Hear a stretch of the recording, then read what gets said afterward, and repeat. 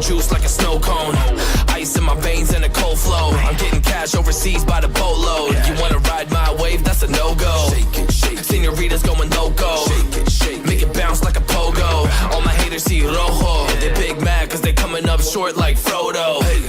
Activate the beast mode. I keep it hot, give your brain a heat stroke. You ain't a big shot, you some basic B-roll. The world is mine, like my name's Pacino. Hey, it's Nico, I guess I'm back. Catch me in the fast lane on the right track. And my shorty is a 10 like a dime bag. Got me feeling like a milli, check the price tag. Got the party jumping like crisscross. Got the gold chain and the wristwatch. वो sure ऊपर जाने वाला है around 96, 98 close to 100 अगर आप हो जाते हैं तो अपने आप को एक तरीके से आप सेफ मान सकते हैं उसमें अराउंड 96, 98 क्लोज टू 100 अगर आप हो जाते हैं तो अपने आप को एक तरीके से आप सेफ मान सकते हैं उसमें भी श्योरिटी मैं नहीं बोल रहा हूँ सेफर कंपटीशन इस पर्टिकुलर ग्रुप में बहुत ज़्यादा है और आप एक भी खराब मैच कंपटीशन इस पर्टिकुलर ग्रुप में बहुत ज़्यादा है और आप एक भी खराब मैच अफोर्ड नहीं कर सकते जब आखिरी के 3 बचे हुए मुकाबले हैं तो एक भी खराब मैच आपको सीधा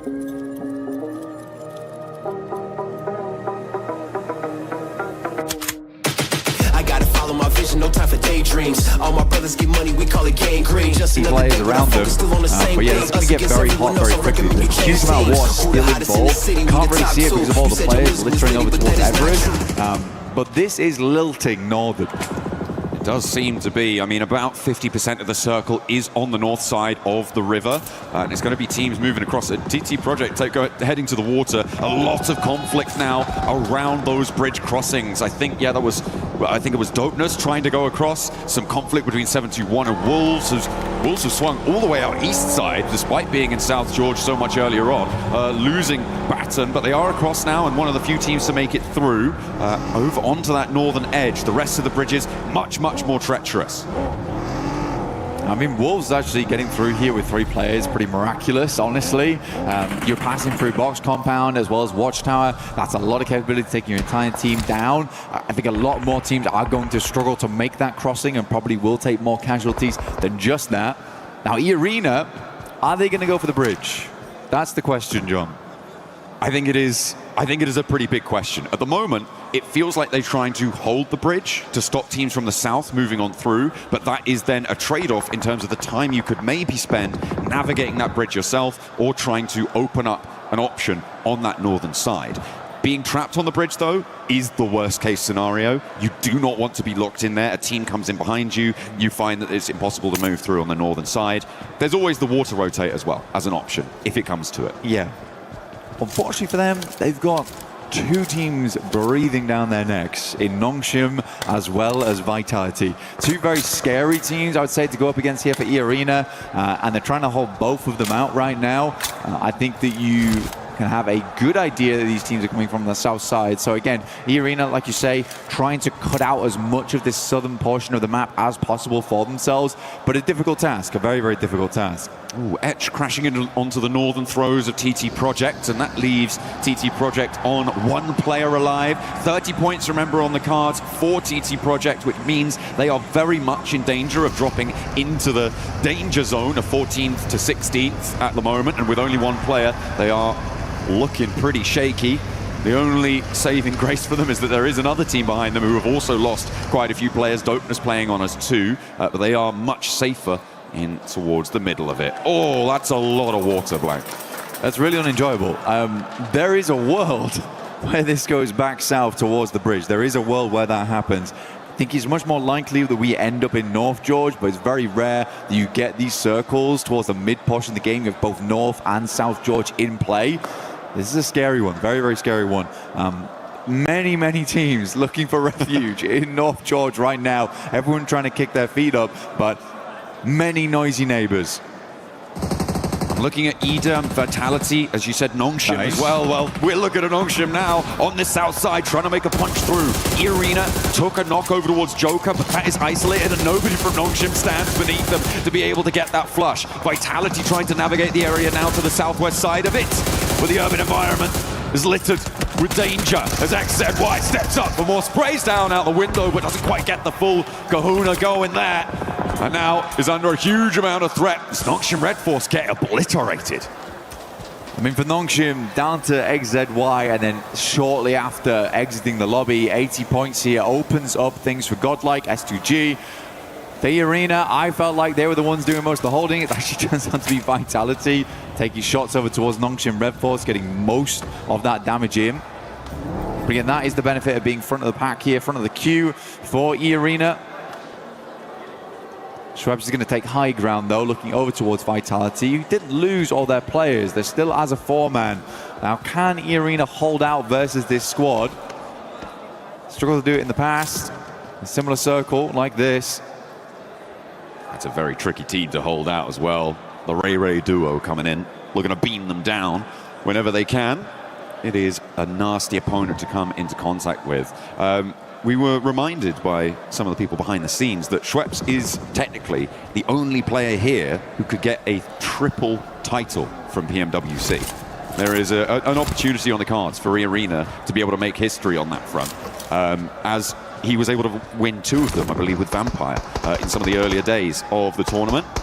So looking to try and bring that power to 2026. Unfortunately, it's been one game. They had one good game, right? Yeah. So it's not looking massively hopeful so far. Again, this is one of those games where they could strike out a 15-pointer, see themselves much safer going into map 5 and 6 over on Miramar. But goodness me, urban finishes, never fun. We're going to get our next circle real shortly. S2G finally breaking in to the circle on that eastern side. Our observers do find the map eventually. This is nice. This is going to transition into a full map shot. There we go. Beautiful. I could see it in their minds. They set that up. That was pretty. It did. It actually did. This is a bridge circle. So what do you do here? I mean, E-Arena don't need to move right now. Sure, you might want to get central, but you can get onto the bridge later. You can just sit there and ruin the day for, well, actually, to be fair, very difficult to ruin Vitality's day right now. They're chilling. But for Ida, this is nasty. Thanks, boys. Appreciate it. John, this is not just a bridge circle. I don't think you can announce it like that. This is an insane circle that teams are going to hate. We're going to be playing underneath the bridge for a long, long time. E-Arena's position became all the more important down towards the south side, but goodness me, this is getting treacherous. Like, where does it go next? He's going to have to hard shift back over towards that northern side, if anything, but it could come back down towards the south. Actually a wild, insane position to be on for all of our squads. Godlike loses 1. Vitality looking to move in. Beautiful bouncer. Up the staircase, nades now from Vitality, looking to keep the pressure up for E-Arena. They've already taken a knock in this location before. Ida want to get stuck in. A third-party hero could be big. I think that's what came through just there. Darkin able to land the shots over towards Federalis, but Razak is in the building, looks to pop that smoke, keep them in a bit of cover there. The res comes through. Schweppes, oh no, has to move for the Molotov, and the burn is able to take down Joker. Schweppes maybe next for it as the nade goes boom right by his ear, and a drop down from the top will be sealing the deal. Schweppes falls in the arena, now on 2 players. The nades so far from Vitality have been just disgusting. Like, that's actually criminal. The airburst on the top side, you do not see players hit those very often with such pinpoint precision. Can you imagine the Raze? He's providing a lot of that information back towards his team. You've got to ignore the minimap here. He's in and out of the water. He's watching from the hilltop that is sitting over towards that western side. Really, really incredible stuff. Ida did rock up as well. The rest of E-Arena playing underneath that bridge now, but wow, what a breach by Vitality. I imagine that there are going to be plenty of people putting on their swimming goggles for this final circle, Black. A lot of remnants. The saving grace of this circle, if there is one, is the fact that the majority of the buildings in North George are still in. It's going to mean that the next circle is particularly brutal, but there is a lot of area to contain all of these players, whereas in an open zone, that might not be the case. At the moment, Edge, they pushed in from that northwest side. S2G looking to follow in behind on that northwest edge as everybody's crowded around those apartment buildings. Aura trying to get rid of Edge. Over on that western edge. Alpha 7 a little bit further in. Again, good opportunity here for Alpha 7 to try and solidify that position on the middle side of the tables. I think they realize they're not going to hit that top 5 today. But what they can do is ensure they don't drop into the bottom 3. Send home Tiamba, Edge, Hustler Crew, all the ones to go out now. See The Alpha 7 fans currently watching with bated breath here. This is sort of home ground, honestly. That North George drop. Alpha 7, Godlike, both have been here for a very, very long time in North George. Now the neighbors are noisy. Make sure to keep them under control. Try and find a little sense of decorum in the zone. Tiamba protecting their patch, and there we go. But it's still so much water in this one, Blank. That whole stretch of bridge. And the south side fight between Vitality and Ida is gonna need to pop off, and that is how you want to start it. Vitality open with a knock over towards Rita, their forward position. That's gonna draw the backlines from Ida forwards, because they don't have a lot of time either before this zone starts closing. Less than 30 seconds to get him back up, to get in a position to jet across that bridge, or indeed jet underneath it. Yeah, Razy's just a good spot here. That's gonna massively slow down Ida, like you say. It's a hard position to be in going forward. The Vitality, how do they want to make this cross that? I think TT Project not really in a position to hold them out on the other side of the bridge. A lot of teams likely not looking that way, trying not to expose themselves, but Vitality still have to make their way in. Where do they crash onto? Are they going to send it first? Looks like they're setting up the smoke train. I don't think they're banking on every single player making it, but right now everyone's on full HP. This is a very efficient cross from them. They made it through the first break. E-Arena are underneath the bridge, so they do not have a say on this, making it to the middle spot. This is a good hold position against Ida. I think that they're wise to not try and send it all the way across, because they just don't probably have enough information to know where is open on that northern side. It's just not possible for them to have scouted it.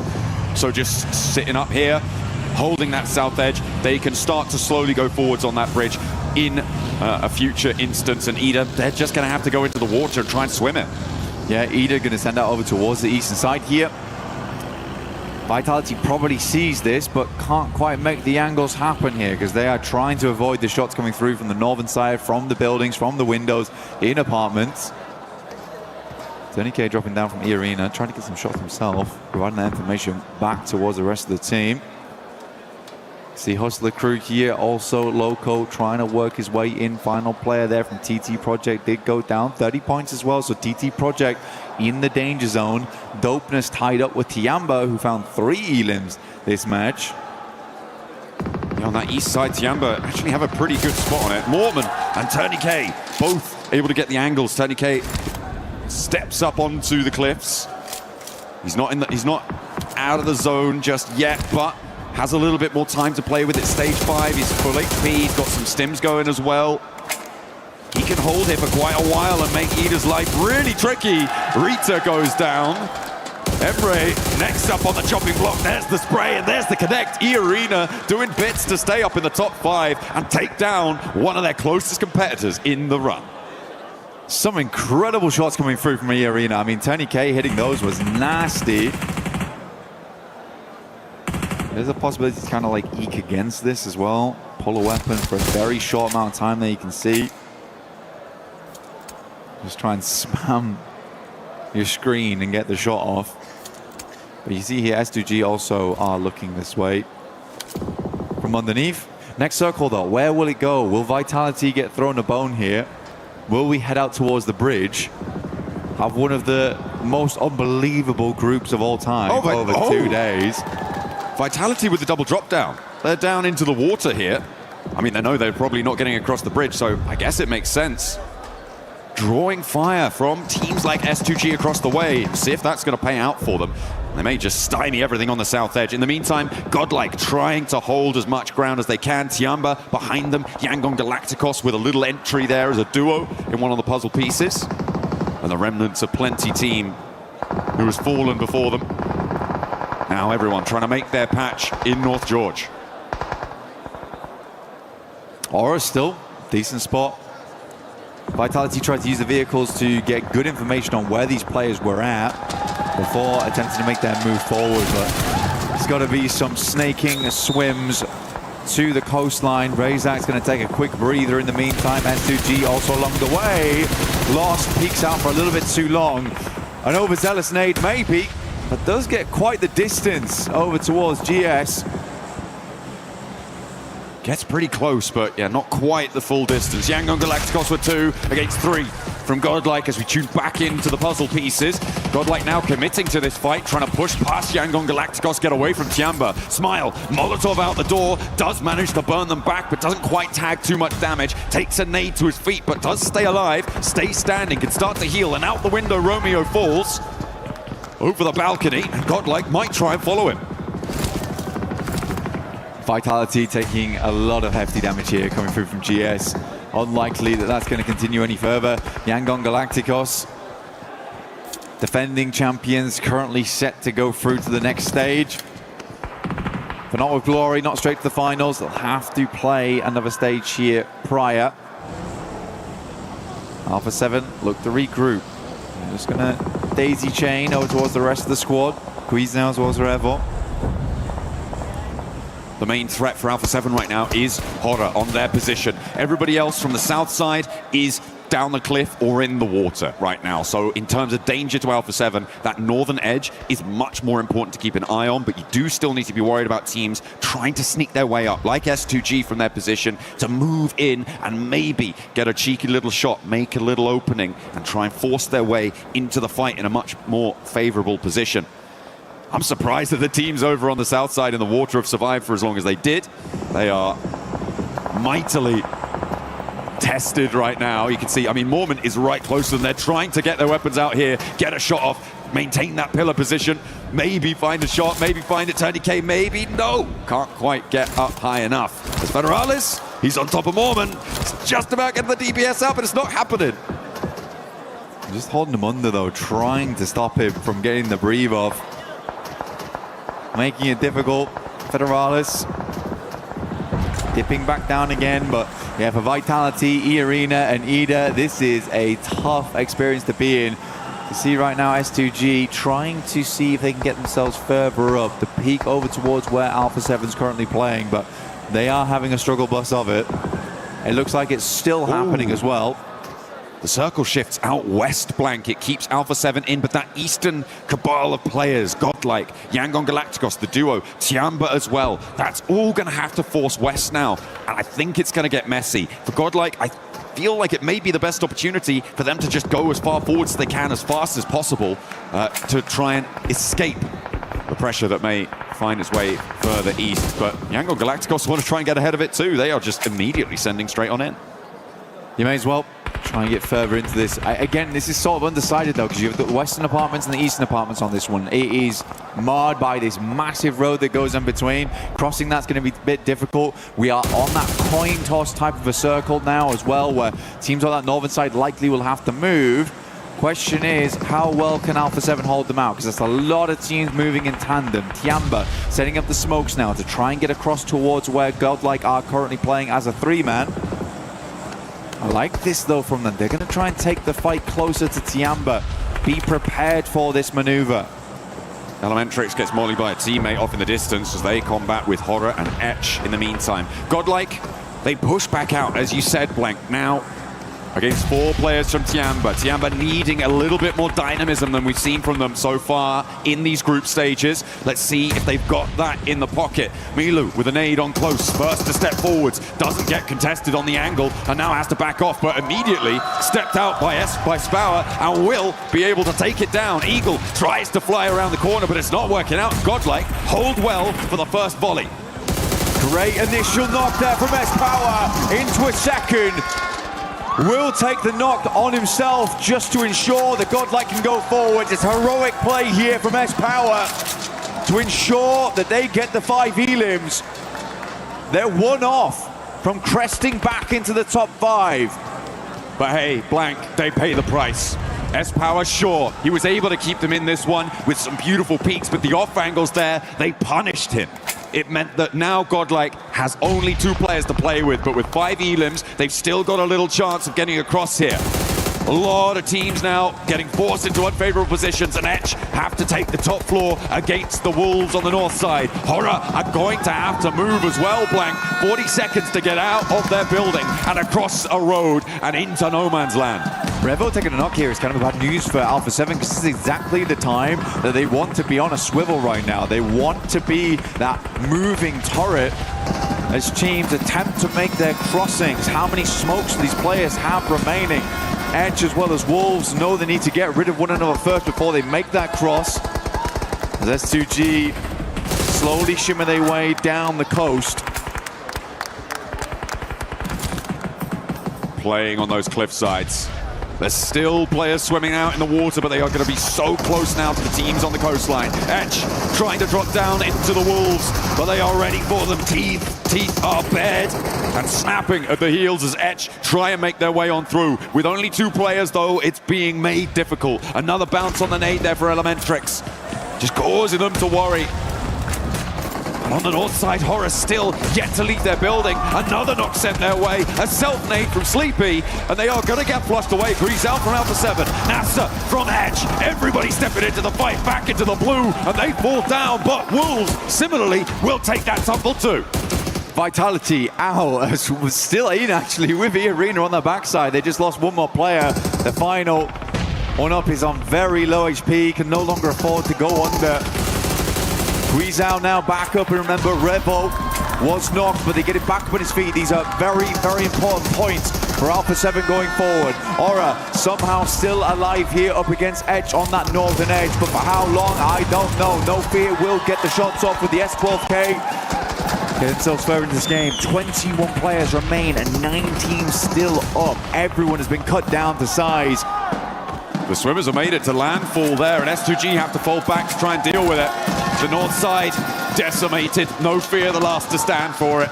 And across the road, I don't think that you're going to be able to make that one work. Mormon goes down. Vitality were eliminated. Everybody from the water now not finding their way through. Oh, hang on a minute.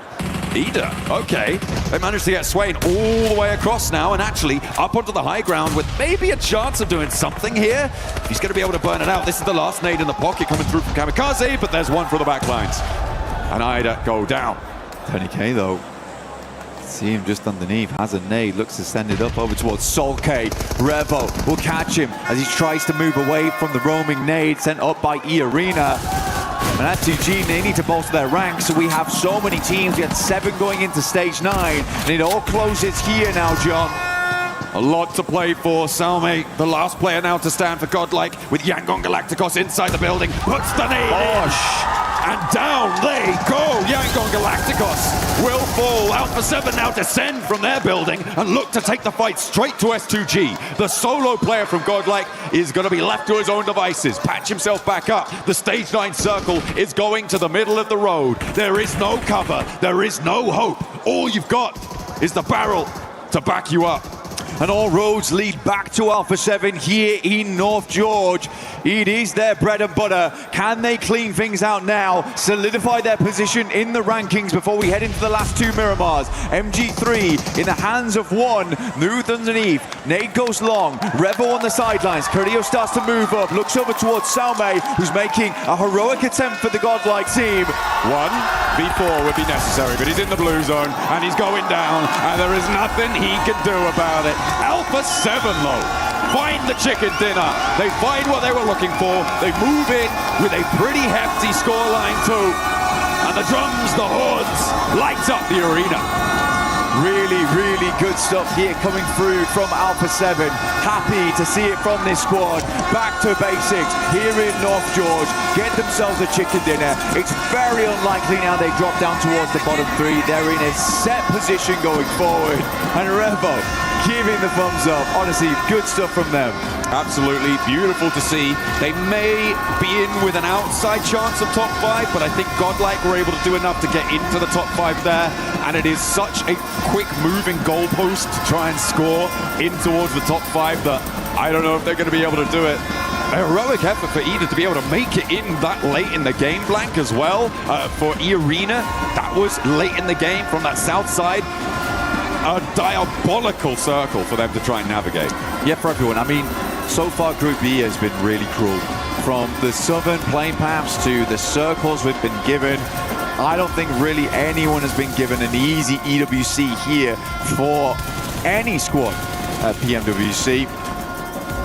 But for Alpha 7, great game. Really, really good game. Revo was on point this map. In a big, big way. I think he was finding a lot of shots here and there. Yes, he got knocked, but as soon as he got back up on his feet, he was identifying those angles where the threats would be coming from. It's exactly what you need to be able to do there. To keep your wits about you in that North George position. They were the turrets on the swivel in their buildings, keeping control of the ground around them. Really, really nice stuff. No one really could contest them there. It was pretty unfortunate. On that north side of the road, it just was not possible to make it across. So for Horror to be able to be the last ones alive in that scenario, that was a good result for them. And you talked about their consistency.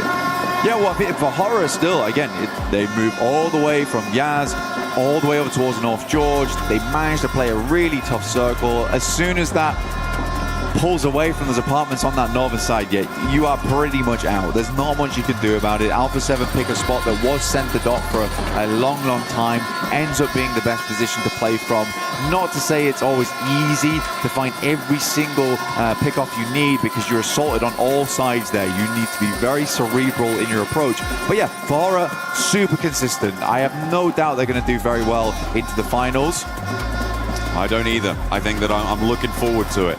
And there were some really interesting CQC moments in that game as well, Blank, with, I think, a notable example being that S-Power push out from Godlike to move back out of the zone to take the fight to Tiamba. I think you were calling it at the time. You said you liked it.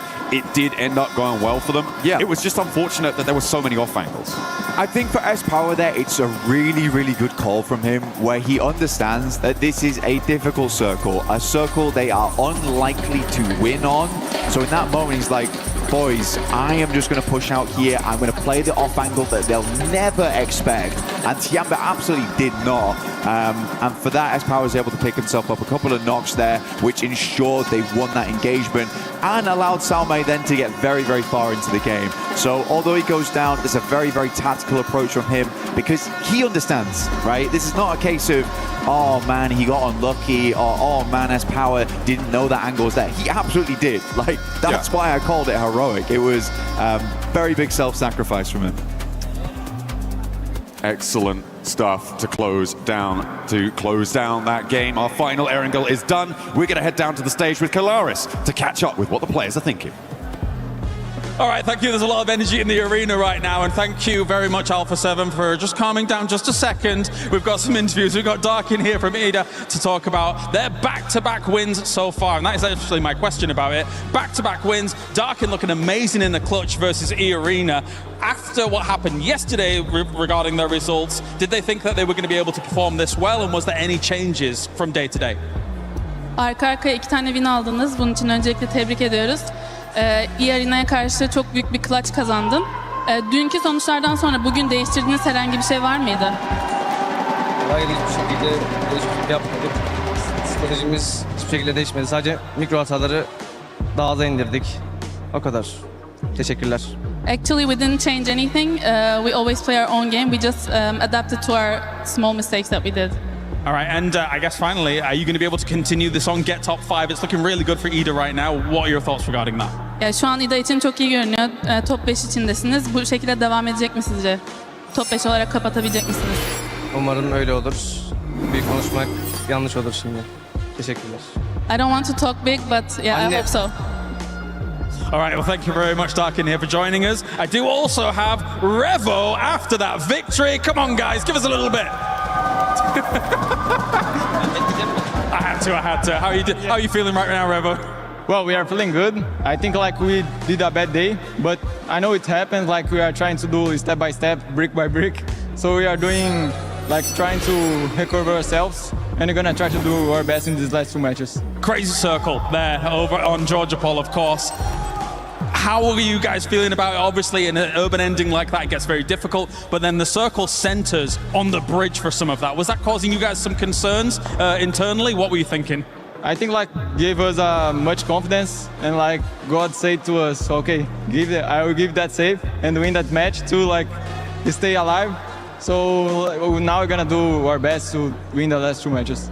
All right, thank you very much. Actually, no. Do you have anything to say to your fans, Revo? Amo todo mundo, hein? Tamo junto. All right, give it up. We're headed on back. That's Alpha 7.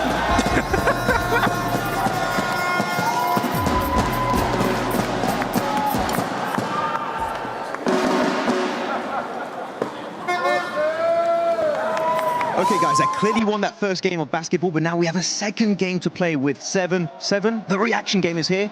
Anything you want to say before you start? I'm gonna vitality him. I haven't even played yet, but okay, I guess go for it. Okay, I'm checking it out. Drop a Federalis right now. Okay, 5 seconds, get ready. It's coming up. What? Why am I like this? I do animation. Come on.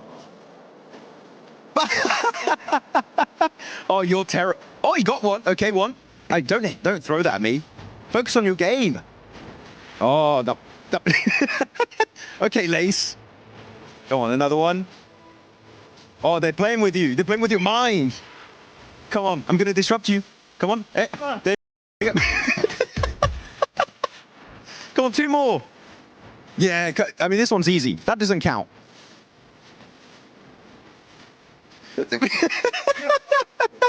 Yes. I forgot how to, then you got. We're gonna set it up, and he's gonna do it. And you guys gonna let us know how many I ended up catching, because I lost count. Yeah, same. We'll be right back. Hey, we forgot how many I was able to catch, but now, Max, it's your turn. Oh, you put me into it. Yes, we're going straight in. Come on. First one, you're gonna catch it, you're gonna miss it. Hey! 1. Ooh, that was close. That was really close. Those you cannot see. Honestly, I don't. 2. Let's go, baby. Oh, that was close. That was close. That was close. That was close. Oh no! You gotta be ready. You gotta watch out with that one. Come on now. No. I was cross-eyed. Hey. Sir, I think I beat you once again. 1v1 in PUBG Mobile. I win that one. Ooh, I don't know about that one. I can vitality you there too. I can authorize you there. Ooh. We booked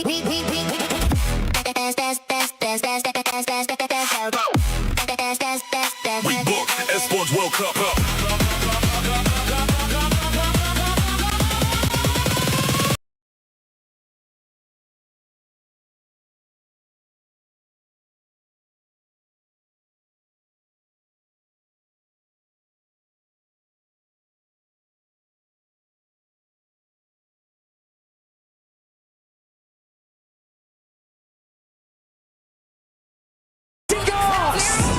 Chasing the sunrise, boots.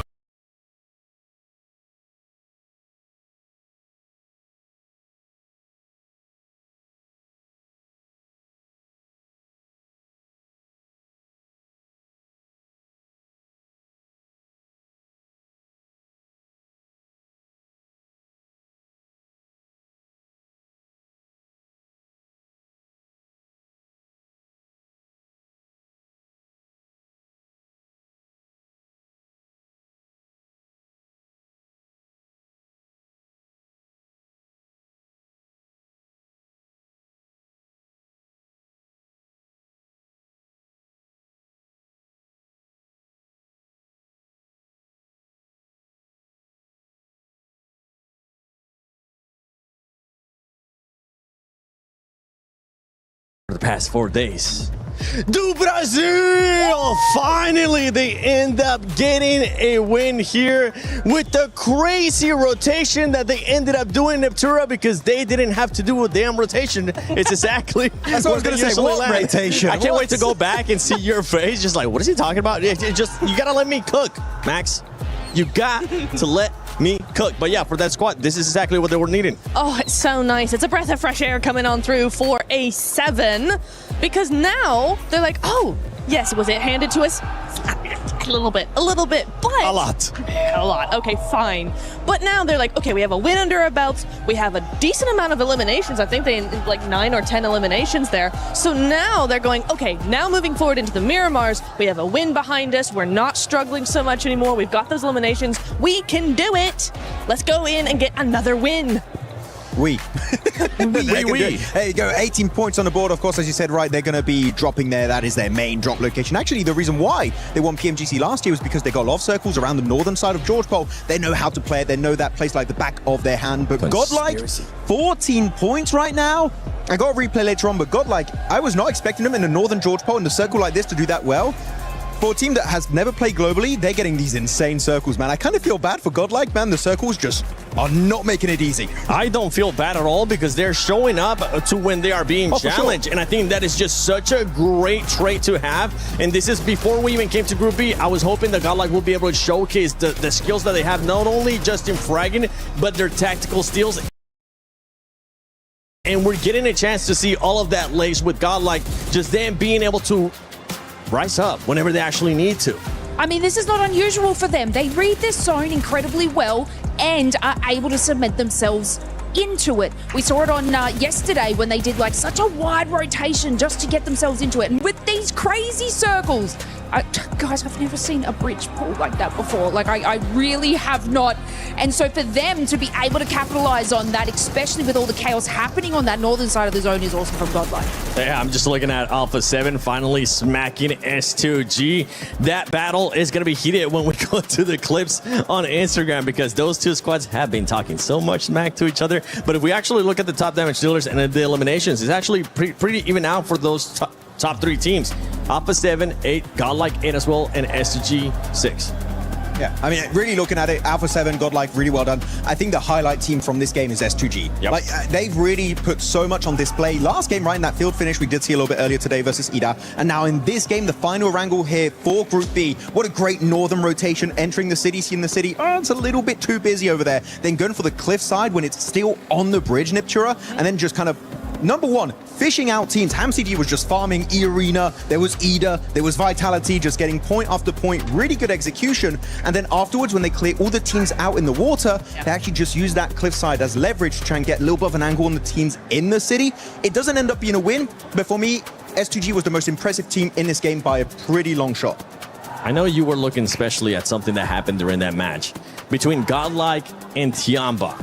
Oh yeah, I mean, there were some great smokes from Tiamba, by the way. You can see on the right side of your screen, the smoke's really good to make it cross building to building in case there's an off angle. But look at Some, not moving an inch. Tiamba sending it forward like, okay, they all have to be in the other building, in the other apartment complex. But Some cooking up that grenade, waiting for them to go for the cross. The grenade's good damage onto Eagle, and now they're like, we're kind of stuck, we have to come into the play, and instantly Tiamba fully disorganized. The communication not there, and they get swarmed and destroyed by all of Godlike. What a play, what a trap setup. Godlike coming out swinging here on that last wrangle.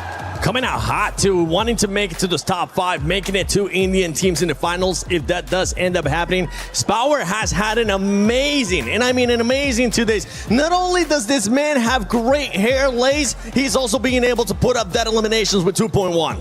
Yeah, well, look, I want to say they've been having a fantastic 2 days. Manya yesterday, Admiano yesterday, now it's Spower today, which I like that this team can like sort of swap those roles and those cohesion, especially when they're coming into this sort of stakes in this, I guess, this late into our group stages. I mean, this is incredible from this team, and it can definitely tell they're going to deserve a top spot. I wouldn't be surprised if when he goes back to India, he's going to have a new hair product just sponsoring him because it's just... Luscious. Don't say anything, don't. What did you just try to do, Max? of his hair. Nothing. What did you just...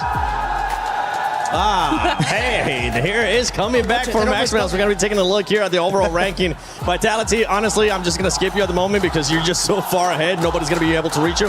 Godlike Esports does end up moving up to 2nd place. E-Arena, I want you to keep in mind, though, how close it is between all these top 7 teams. If we end up removing Team Vitality, Godlike at 89, S2G at 77. It can be changing in just 1 match, and we have 2 matches left, Niptura. Oh my god. I mean, Nongshim out of the top 5 as well. I mean, they need these Miramars now to really come in clutch because they are so close. They're just 4 points out of the top 5, but they've been going down. It's been a downward trajectory for them. S2G pulling up really close behind them as well. It's now or never. Yeah, talking about Nongshim Red Force playing too passive. That game early in the fields didn't push Ida very passive because I think they just wanted to remain in top 5, but the teams, they're chasing you down. Though on the 2nd page, bottom 3, you got 2 more games, 2 Miramars to make it count. If it plays out like yesterday, only Vitality is going to get points there, so yeah, be careful. If Vitality gets the points, that means that it's going to be even more compact, and it might end up coming down, more than likely, it is going to end up coming down to that final match in Miramar. But before we head into the first Miramar here of Day 2, Group B at PMWC at EWC 26, Jukes, Kalaris, I'm not going to say a pep talk, but are we going to be maybe smacking them again? It's crazy here. It's crazy here. What's going on? You can't even hear me.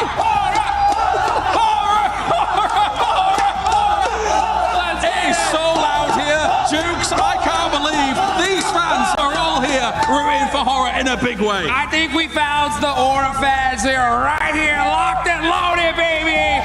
Because right now, they're in the top 5. We're going to stay in top 5 here at the moment. You can barely hear us as everything's going on, but these fans are going rapid for Horror. I think they're going to stay in top 5 here. What do you think? I think so too. What do you think about it, guys? Are they going to get top 5? Let's go!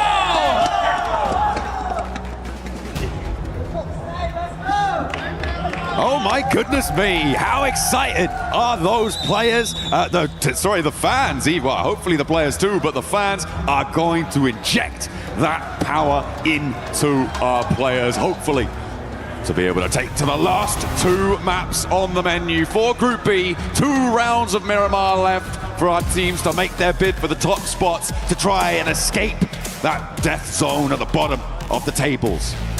We do have to send home 3 teams today. We don't have any choice in the matter. It's just the way the cookie crumbles. See exactly who those teams are as we head through to match 6 at the end of this. But first of all, we're going to get through match number 5. 2 Miramars coming up. Alpha 7, known for these in the past. Revo's convinced they're winning both. I'm not as convinced, but I would be very happy to see it. Another massively southern playing path. Wow. For Miramar, this is actually disgustingly bad. It's really going to test teams' backup drops, how they want to navigate out of these zones into drop spots that are worth it, or however they'll have to go for some trash spots. In the meantime, yeah, this is definitely tough. It's been a tough couple of days, and I really do mean it. There's been some terrible circles, some terrible playing paths. It's all been horrid. Some really nasty stuff coming through. Hopefully it's going to be a little bit kinder to some of our teams, but right now I think I'm seeing Alpha 7 and Horror both on this western road. Potential for hot drops there to come on through for 2 of our pretty importantly placed teams when it comes to those tables, so a contest for the vehicles. We'll have to wait and see if they do go for it, and they are dropping very close to one another, Blank. That is nasty out on the west side. Keeping an eye on hot drops. You've also got that Biodemar situation. I think that's Etch and I believe Hustler Crew. No, hang on a minute. It's Yangon Galacticos. They are getting stuck straight in, and already Etch have managed to draw first blood against Saycloud. Saycloud goes down. Yangon Galacticos struggling here, 9th place. But should have done enough. Still 2 more games though for everything to change. Marnet tries to get a cheeky peek off here. Down to Smile Romeo as well, still up here kicking with the rest of the squad. Circle goes over towards the western side. Alpha 7 should have a fun time over towards El Pozo off the back of this one. Wolves in Monte Nuevo. The Horror are getting stuck in alongside with them. Curious to see how they handle this, because they cannot have that many bits of weaponry just yet. I mean, there is something in the hands. I mean, we were looking at this very early on, that both teams dropping out over that western road, trying to grab those vehicles. Looks like, I think this is the right decision to try and get away from this. The danger is that they know that Alpha 7 are going to have some weapons on side. So, the step out. Are you going to be able to connect it? No, no fear. Able to get the backup angle from Horror. And that section of the crowd, Kalaris and Jukes were spurring them on. And now they want a little bit more. They are circling back around. They want to try and seal the deal to finish the job that No Fear started, and they will be able to do it. Revo now on the corner at death's door, and it will be flung open, smash in the face. I am sorry, but they should not be falling for that. That is absolutely the freest bait Horror's ever had to go for in their entire lives. I'm pretty sure Revo was like, probably shouldn't peek. They'll have another angle. But again, it got the better of them. They should not have peeked that as a 2-man. They didn't have the angles. There's full broadside over on that wall. If another player's already set up early, which Horror had done, you have to expect these teams will be going for these plays at such a level of PUBG Mobile here. Yeah, it's a strange one from Alpha 7. I was actually about to be really, really kind and say, wow, really love the patience from Noof as well as Revo there. They decide not to peek because they know that Horror's got an off angle available. And then all of a sudden, it all went wrong. Yeah, it's not too good. But the good news is that they're going to win the game, right? Right, Revo? Right? Oh, maybe not. Ugh. Much more difficult now. 2 players on the western road, but the circle is out on that west side as well, so a potential for them to get fairly deep into the match and maybe look to more solidify their position in towards this middle pack, which, yeah, I feel like it's already kind of been done with the 55 points that they've earned. The bubble currently sitting at around 30. It would need a 25-point gain from our bubble to surpass them, which would be pretty miraculous, I think, for all of the teams beneath them to be able to do that. But yeah, they would like to be a little bit better, a little bit higher on those tables if they can make it happen. But now they are just too far from 5th. We are going to be trimming the herd of teams looking to make it in. S2G and Nongshim Red Force just behind that bar. As a team that does love Miramar, it is S2G. Now, they have been fairly lucky before on it. Okay, we're going for the PM. Love to see it. Absolutely panned on. Oh, dear. A bit of revenge coming through for Horror. But yeah, for S2G, they do love this map. They've had some luck on it before. This time around, I don't think we can call this luck at all. They're sat in El Azahar. They have to move across. But if there's any time for the Turkish squad to do it, it is right now. To be able to send 2 Turkish squads through would be a very, very cool thing to see for the region. And they're not far off. Okay, Romeo lying in wait, quiet as a mouse, but strikes like a viper as they step up the stairs, a little bit too bold for it, but still in danger. Romeo drops down, Smile goes down the stairs, out wide. Fajita can't quite connect on the shots, and it's going to be a 1-for-1 trade on the angle. Smile still with it, more to do, but he strafes across and can't quite get that spray transfer to connect. And it will be the end for Yangon Galacticos in the penultimate Miramar. Going down on 55 points though, Blank, they're very, very likely to be going to the survival stage here. Yeah, this matters way more for Edge, honestly. Getting 4 elims there is great news. They also didn't lose a singular player. Everyone knows that you really don't want to be losing players too early here on Miramar. It does make a lot of your rotations much, much harder. Some of those holdouts a lot harder as these compounds can get quite large over on Miramar, but we are heading back over towards those crater fields. Some of those more open areas of the map. We have a lot of dead ground over towards that western side. We're cutting in over towards the mountaintops. Vitality with a little bit of a road ahead of them, but they spent some time to take down the truck. They will be profiting from the loot inside. A really nice pickup for them. Obviously, the addition of those, a massive early game speed up on your looting phase. You do want to be getting on the road nice and quickly. Godlike, they're a little bit closer to the circle, the west point of Los Leones right now. Going for the ghost roll down the hill as he turns the engine on and finally hits the gas. Sends them forwards, careening towards the northern area, just north of Chumacera, to get on into this next circle. The center of it around Monte Nuevo is starting to get quite packed in now. Yeah, the crossroads are going to be a pretty big feature in the future. I mean, E-Arena's already trying to set up early over towards that high ground, but Emre is set up there early on. Might have to dip and head towards the rest of the team at some point, though, because E-Arena might just flow through. For the time being, though, it's not a massively priority position, so Emre might just get the chance to sit up here for quite a while, play Lighthouse, and scout out these teams coming through on a full 360. Chumacera is probably the most awkward area of the map right now, and a lot of teams are coming through from there because we had that southern playing path at the start of this match on Miramar. So you have those foothills you're having to navigate through into Monte Nuevo. So we have 1, 2, 3 around Cruz de Valle. That's Nongshim, Edge, as well as TT Project. And then as we head further over towards Monte Nuevo on that south side, we've got GS, we have Hustler Crew, we've got Godlike, we've got half of Wolves, we've got Dopeness too. So this is a very, very packed area of the map for a lot of teams. And even Vitality's coming through from Los Leones now to cover that area. Ooh, Etch lost a player there. We were talking about how important it was that they were able to get the 4 elims to try and jump up out of the bottom 3. But they tried to move someone scouting that northwest edge, and TT Project were able to clip that and send one to the point bank. And they are in direct contest for those spots as well.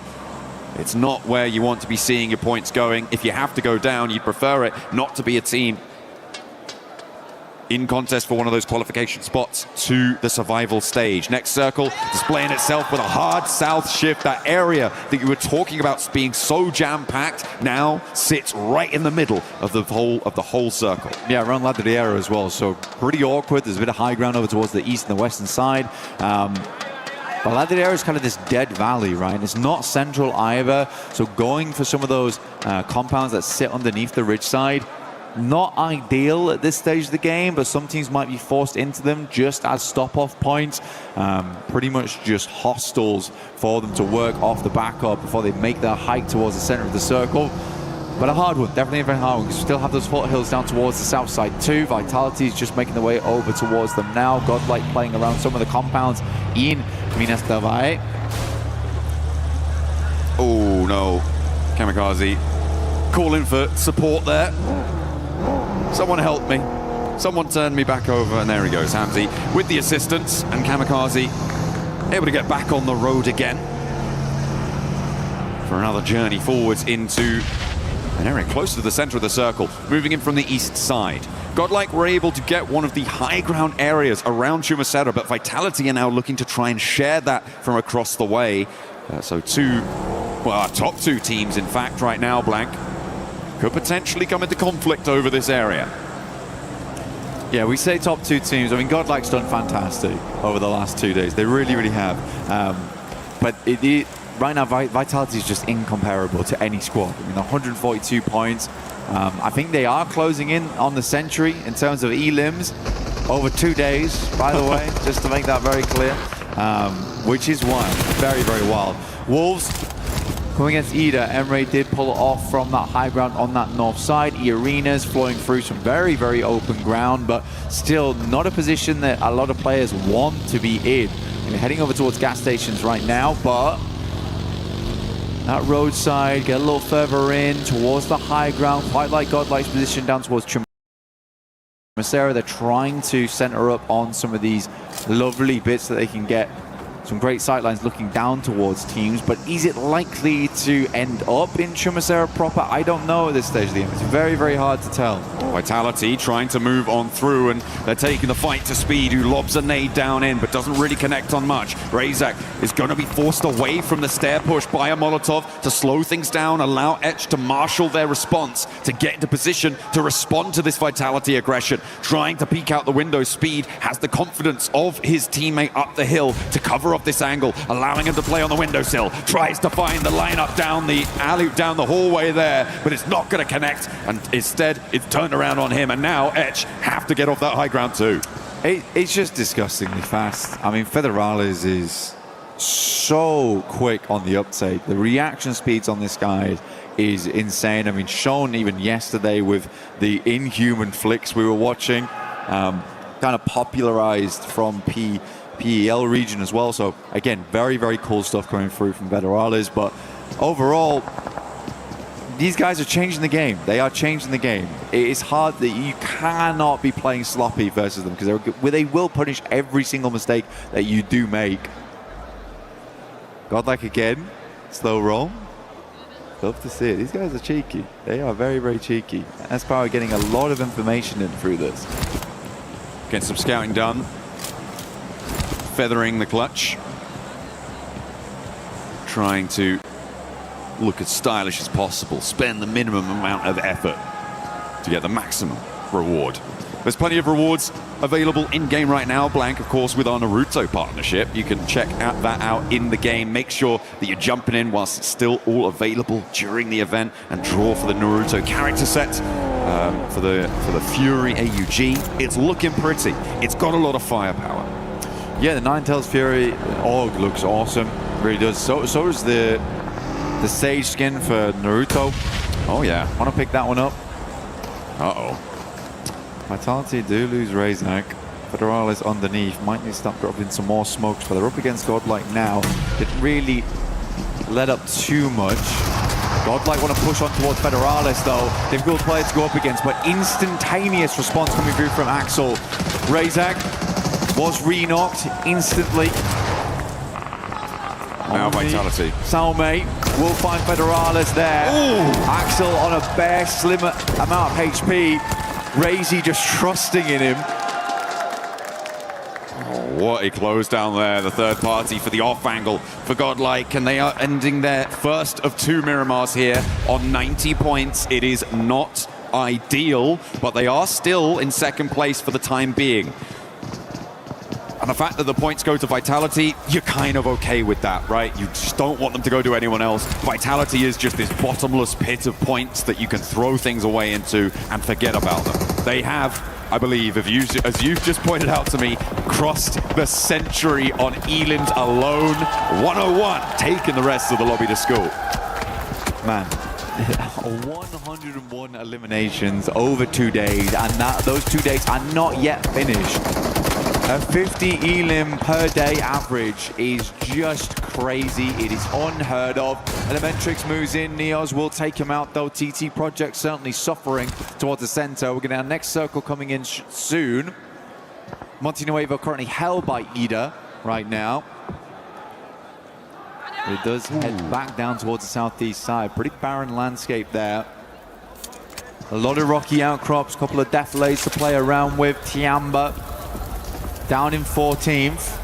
It's not a massive jump up they need, but so far Tiamba has been a little bit lackluster on the gunfights. They do have a pretty good position in this circle, so hopefully they can get value for it. TT Project, though, in this fight, looking to try and trade blows with them at the moment. They're out of danger, but they are so close to it. They are on the precipice, so a win on the fight with Wolves would be great news to try and give them a little bit of runway in this circle. Around the corner now, drops a nade out. Lots of damage pouring on out from the end of that SK-12, and it is just too much for them. Maybe the nerves are getting to them, and he's charging down the stairs, looking for the last player. A final nail to slam into the lid of the coffin for TT Project. Give an opening for the teams behind them, but he turns tail up the stairs, and Neos lives on. Neos does a great job. I mean, Baton really did come out swinging. Not quite finish it off there. Got the sound cue and kind of spooked him on both the pimples. On the nades, Angshin Red Force moves up over towards Aura. South side of Monte Nuevo. Good shots, though. Very, very good shots coming out from both teams.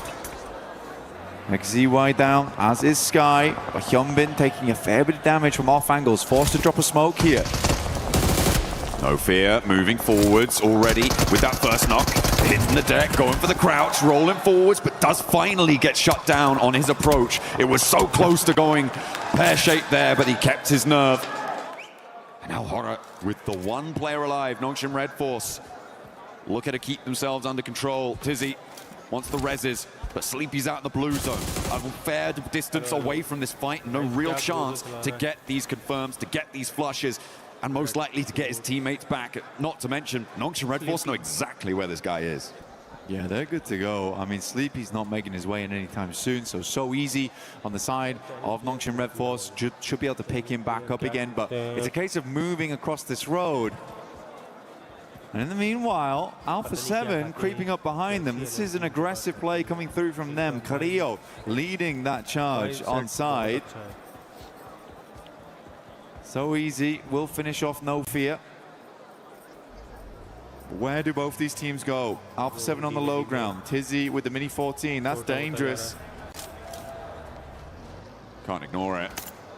Or do so at your peril. Ida with a nice central position to try and protect the area, but not only that, their 5th place bubble position in the direct qualification spots. They can leverage a lot of influence over this part of the zone on the western side. And Tiamba, as we highlighted earlier, on that east edge, looking to do the same and get out of 14th place and into the survival stages. One of the only PEL teams, well, the only PEL team with the chance to try and go there. Excited to see it happen, but again, tough. Very, very tough right now. They still have a little ways to go. Shots raining round. The drums start again inside the arena as we hit the 17-minute mark here.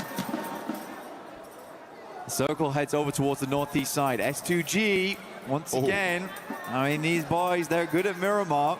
And they're also good at qualifying last minute on Miramar too. They currently hold both sides. There's a bit of a greedy split they've got going on, but they also have a lot of vision. They've got a lot of range in this area. Yes, it is greedy, but until they start seeing teams trying to push over towards these points, understanding that the north side is most likely the clearest area of the map, depending on the playing path, they should be okay. Remember, they swung in from El Azhar. This was a long journey for them.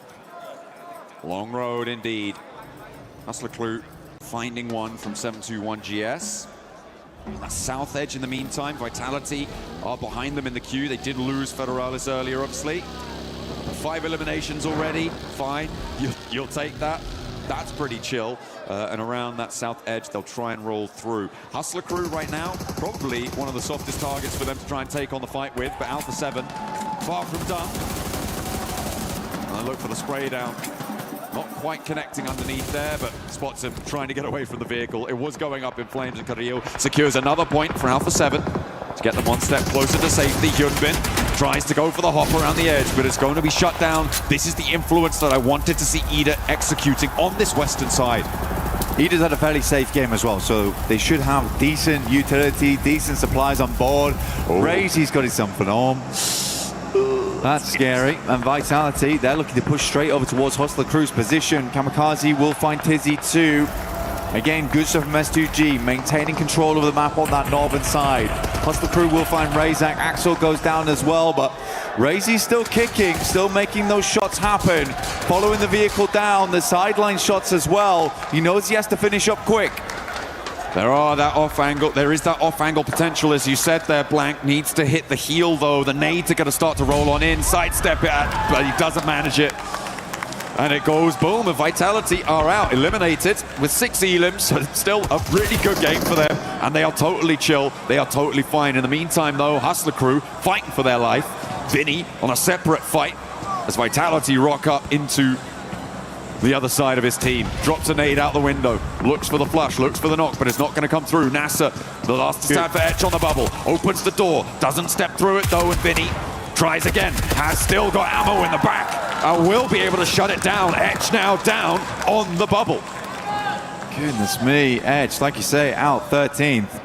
Tiamba, I half expected them to have a lot more influence here. I think they just don't want to lose this compound. They like how they're playing off the back of it. Didn't want to even try and send a 2-2 split down there. They know they could probably deal with these teams as they come in later. Dopeness did make their way up from that south side. Vinny could not help with Vitality. He was having his own small battle on the other side of the map. Dealing with his own demons. And now Vinny has the whole of Tiamba look at his way, as well as Dopeness out on the western side, but he's into the vehicle, trying to make his way through, and it's not going to go well. Milu picks that one up. Tiamba able to eliminate another team, but they have to leave their compound now. They can't commit to staying there any longer. The zone goes to the center. I'm very curious to see how S2G plays this now, because they have 2 spots they can work with. They got the gas station on the northern side of the road. That's likely to come out a little bit sooner. But both areas quite difficult to play from, actually, on this. I think they might wrap back down. Yeah. Okay. I think this is good from Tiamba. I like that rollout. It's what I was thinking they needed to try to do to progress. And the fact that S2G didn't have a full hold on it, they read that nicely, and they do regroup, as you said. Yeah, they're going to play the roadside. I think I was trying to consider which one you wanted to go on towards, because playing across the road is hard. So they do get an anchor center. This is really nice from S2G, actually.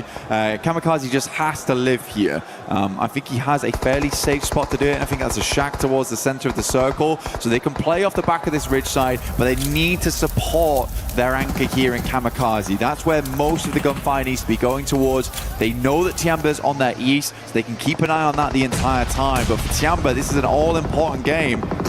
Same goes for S2G, though, trying to get towards the finals. Lufa does manage to get across somehow. The volley of fire not quite potent enough from Ida to take them down. The smokes are dropping as well, and they can get on the road. Hopping in, not going to go for the hill, not going to commit the time to it. Alpha 7 in the meantime, you do still need to step forward too. Getting suppressed by Ida all the while, and again, Dopeness somehow managed to slither around the sight lines that Ida are laying down. Yeah, but they're slivering straight back into the blue here. This is not ideal. Southern Edge now, GS in front of them, vehicles burning.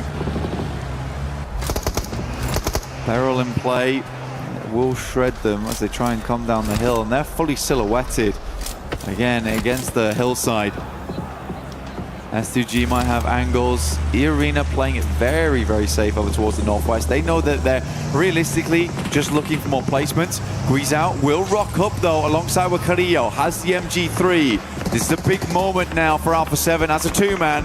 Tony K with a nade in hand, could connect, could do devastating damage to Alpha 7 as Dopeness descends from the hilltops as well. Tiamba are chiming in on the off angle. Nobody is escaping the bloodshed here. 721 GS will go low, will go down onto just one player. Malik survives it. In the meantime, Alpha 7 were able to get a slice of that warehouse on the northwestern side. Both of them staying alive, and E-Arena will be drawn down to 2 players alive as well. With the placement points guaranteed for Tiamba, they will be out of the danger zone at the end of this game as well. Great stuff for Tiamba, honestly. They're being really cautious about it though, right? They're trying not to get too aggressive onto these engagements, try and siphon points where they can.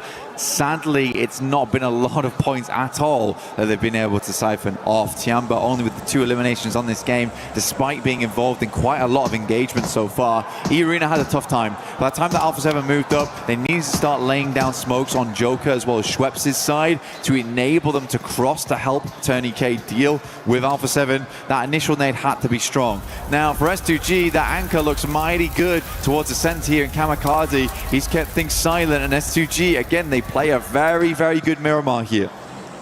It's their chance to jump up in towards the top 5. The annoying thing for them is, though, Blank, E-Arena and Ida are both still alive. Ida with all 4, E-Arena on 2. They're hoping that Alpha 7 are going to win this fight on this northwestern side. Maybe not so directly, but I think it would be in their best interest if it did happen that way. Alpha 7 with their back to the zone, guarding out E-Arena as they launch a nade forwards to slow them down.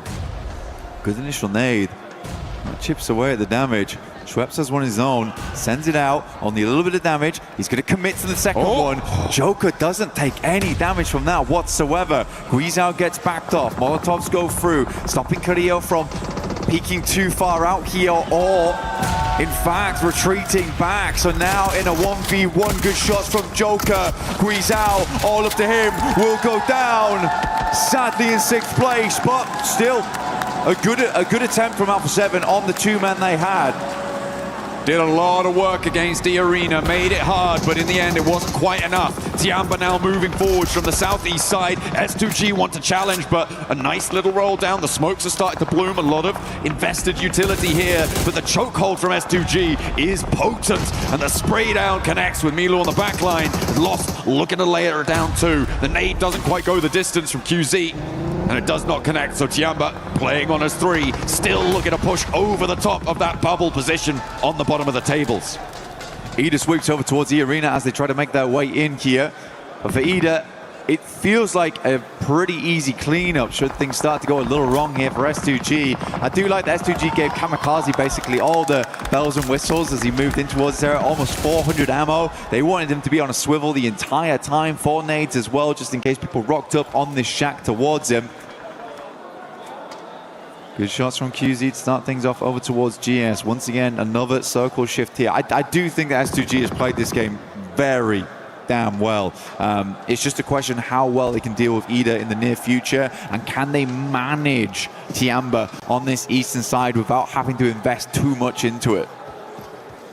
It's a really difficult spot. QZ is burning there down behind the tree. I think the healing is already coming through though, so will be okay for the time being.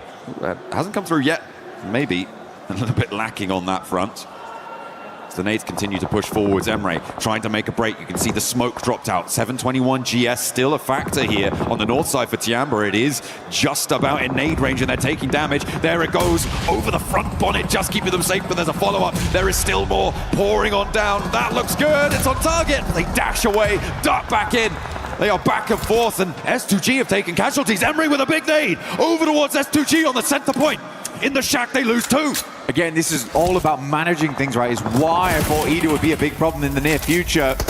For Tiamba, an opportunity opens up here. S2G, they scatter to the wind. They look to try to bolster position alongside Wahamzi G now.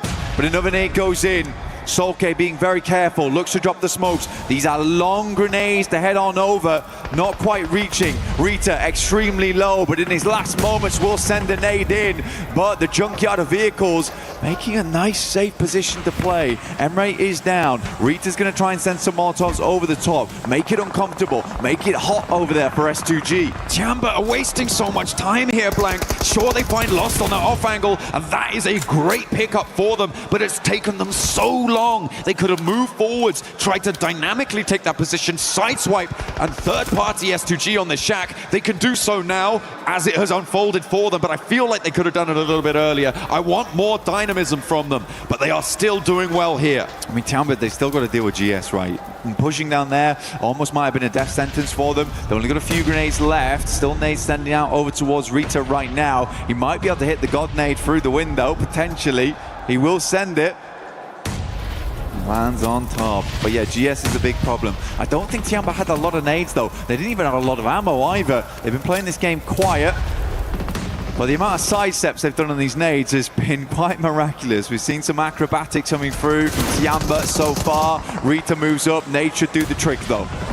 Takes him down. Another team scratched off the card. S2G with a chance to jump up into top 5 off of this game as well. Blank with a chicken dinner. QZ spotted, and 721 GS are making themselves such a nuisance on the flank. Eagle finally able to do one, find the other as well. Potential for the res, but there's not a lot of time. The zone is already closing. I don't think you can commit to this one. It may just be a raw 2v2, and you know where both of them are. They're both inside. How do you navigate this? Eagle sending in. Moving towards the tree side here, S2G getting ready for the double peek off the back of it. Nade over the top now, coming through from A-King. He moves up, that might do the trick. Bounces into the window, it's a lovely burst on it. Hamzi G last left alive. This nade has to be immaculate coming through from S2G. A chance. A-King on the back of the tree, gets pushed out wide, and there's the pick. Hamzi now in a 1 versus 1 for S2G to jump up to the top 5. A direct qualification spot is up for grabs. Tiamba looking to solidify themselves into the survival stage. It is a high-stakes 1v1, Blank. Eagle playing off a tiny little bit of a ridge side here. Gets a little bit of open ground. He's going for the res, baiting Eagle in. Hamzi G has a tiny angle to work with. He's looking for the flush, looking for the finish. Eagle moves up to the plate with a DPS. The blue pushes Hamzi G now, John. He has to leave, he has to step out wide, but he can't do it. S2G fall at the final hurdle, and Tiamba take them to the cleaners. Tiamba, a much-needed win right in the last moments here of Group E. Fantastic stuff for them. A tough win, barely anything to work with. I think you were on the money though. There were some moments where Tiamba was a little bit slow, but you can understand their hesitation. Throughout the entirety of these 2 days, they have been on the back foot, but it must feel very, very good right now to finally get a win underneath their belt. For S2G though, we expected this, right? We called it early on. S2G is a team that does well on these type of maps, but missing out on those points from the eliminations and the extra 4 for the chicken dinner, that might hurt them from getting into top 5 because it's very flexible between the top 7 at the moment. Yeah, it was very, very close towards the top side of the tables. There were teams that had gone down earlier that ended up on 90 points. I think at some point S2G were 11 points behind a little bit earlier on. With the Elans that they've earned, they are going to be right in and amongst it, Blank. It is going to be a crucial final map moving forwards. Tiamba, I think with that match though, have accelerated themselves far enough away from that bubble to not be worried moving into this final Miramar. Yeah, will require some miracles to change things up, but for Tiamba, that is a much needed win. The very best time for it to happen. So again, I think there's probably people around the world that are very pleased with that result. Fans of Tiamba, super relieved maybe, more than happy. But yeah, for S2G, missing out on the chicken dinner there is tough. It's definitely tough. I think that was a good opportunity. But they played that game well. I think they played that game very, very well. There was a lot to manage there. Eder is a tough team to go up against. We know that this squad is a never say never type of deal. So yeah, I think for Ida, this is a tough team for S2G to come across in those final moments. Absolutely. I mean, there is a lot of power to be scared of in this lobby. Godlike, one of those teams in that bubble fight right now. They are towards the lower end of it on that 90-point tiebreaker. And I think that tiebreakers are important to mention as well, Blank, because S2G didn't get that chicken dinner. That could be a crucial factor for them if they end up drawing with a team that has more wins under their belt than they do. They don't win it on that tiebreaker. That first tiebreaker being the chicken dinner count could really be important for them. Well, they've got one more Miramar, so again, they could maybe get it done there. I think for S2G, they've proven that they are a good team on the desert. They got their desert boots on most of the time as well, so we'll see what S2G can get done. I think a lot of people would be quite happy to see S2G in the top side, but it's so nice to see it really, really open up. Flexibility in the top 7, so cool, even coming into the final match today. But we'll be back very shortly for the big conclusion here of Group B.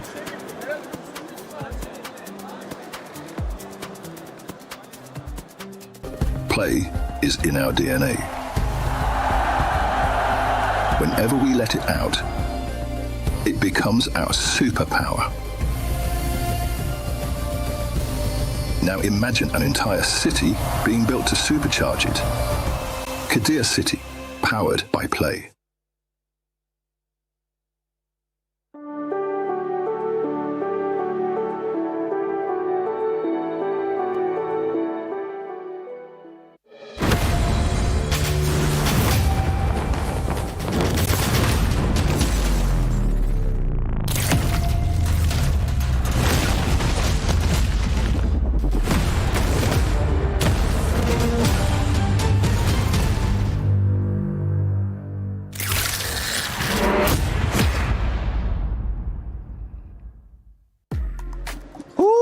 What a performance. Tiamba coming out on top in the last game. It's going to be helping them stay out of those bottom 3. But for everybody currently watching at home, don't forget that the fan experience is now open from August 11th through the 16th. You can join it. There's some giveaways, there's some challenges, and you can check out also the awesome collabs that we've been seeing around. Naruto, Spider-Man, like the brain rot. Still a brain rot?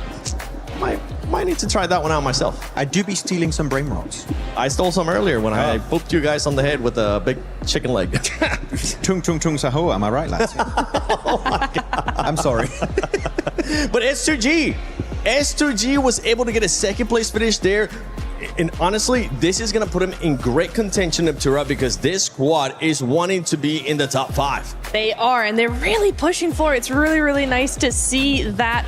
Even coming into that Miramar, right, we were looking at a really big split across the north and the west eastern side of zone.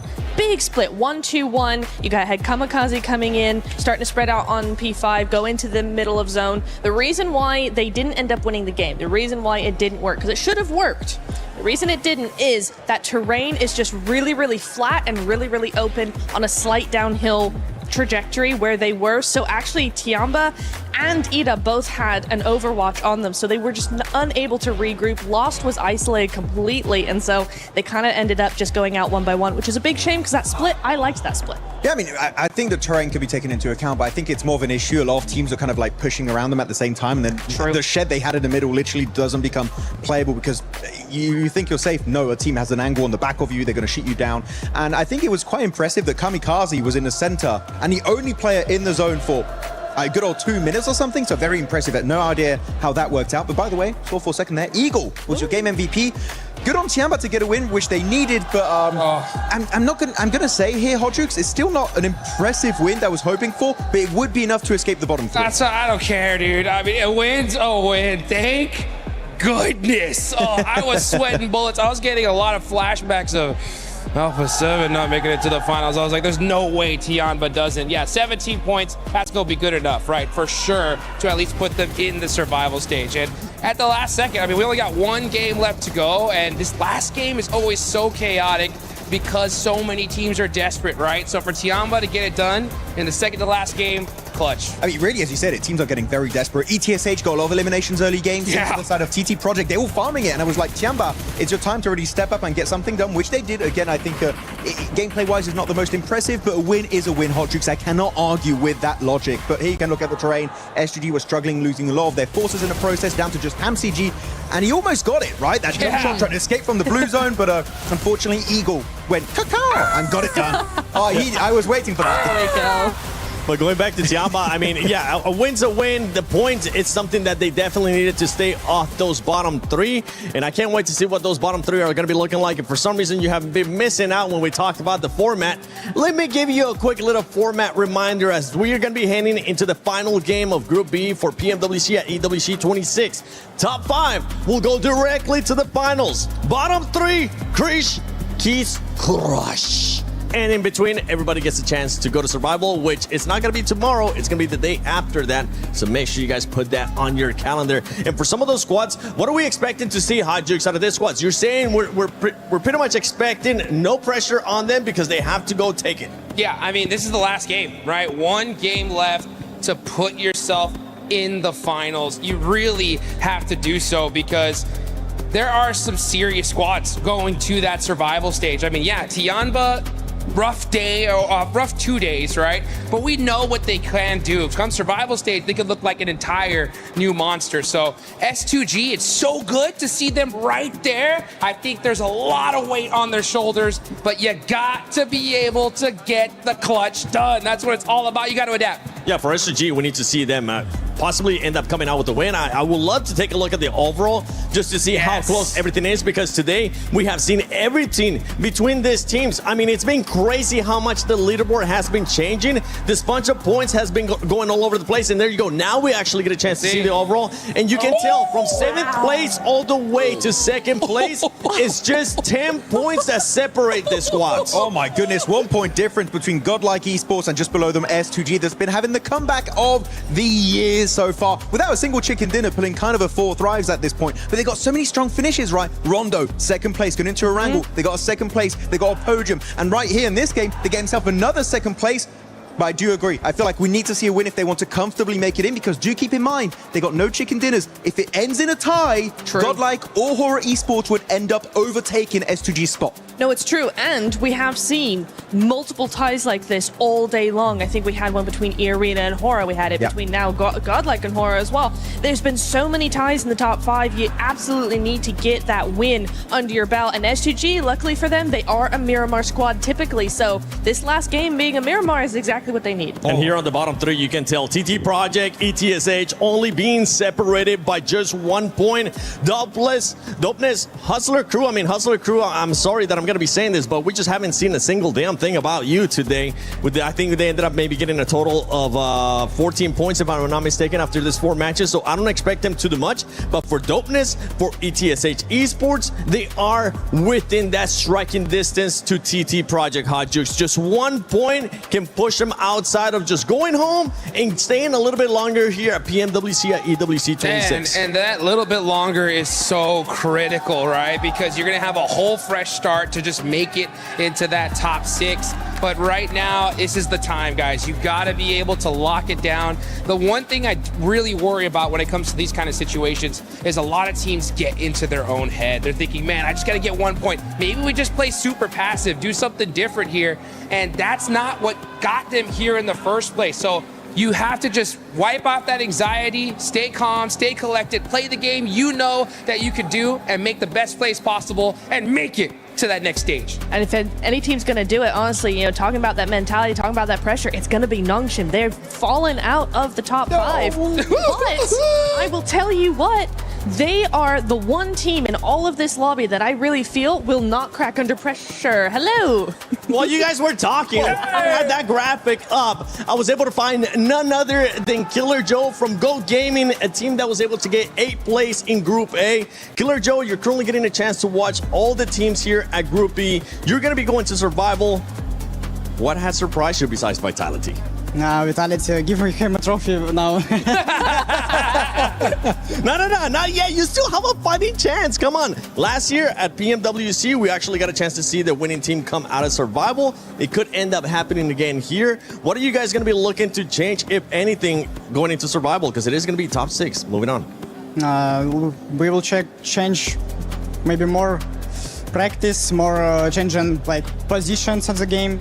Obviously, we have big problems in the first group because we just no focus, but trying to fight to get consistent. See you guys at the finals, I hope.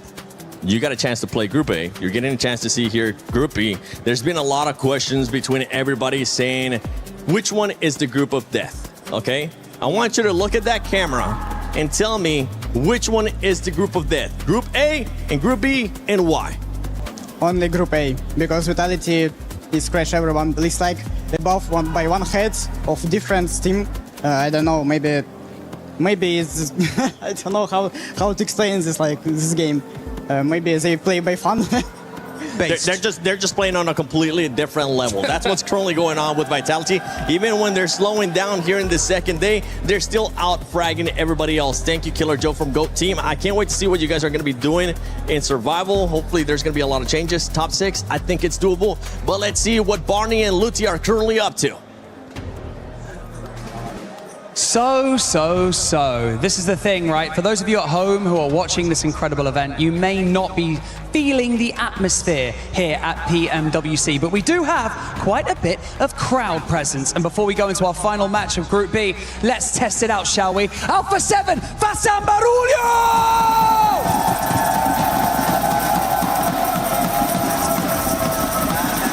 Not like it, I prepare here, bro. All right, sport. One more game. It's now for Nepal. It is now. We saved the best till last. Good luck. Let me hear you roar.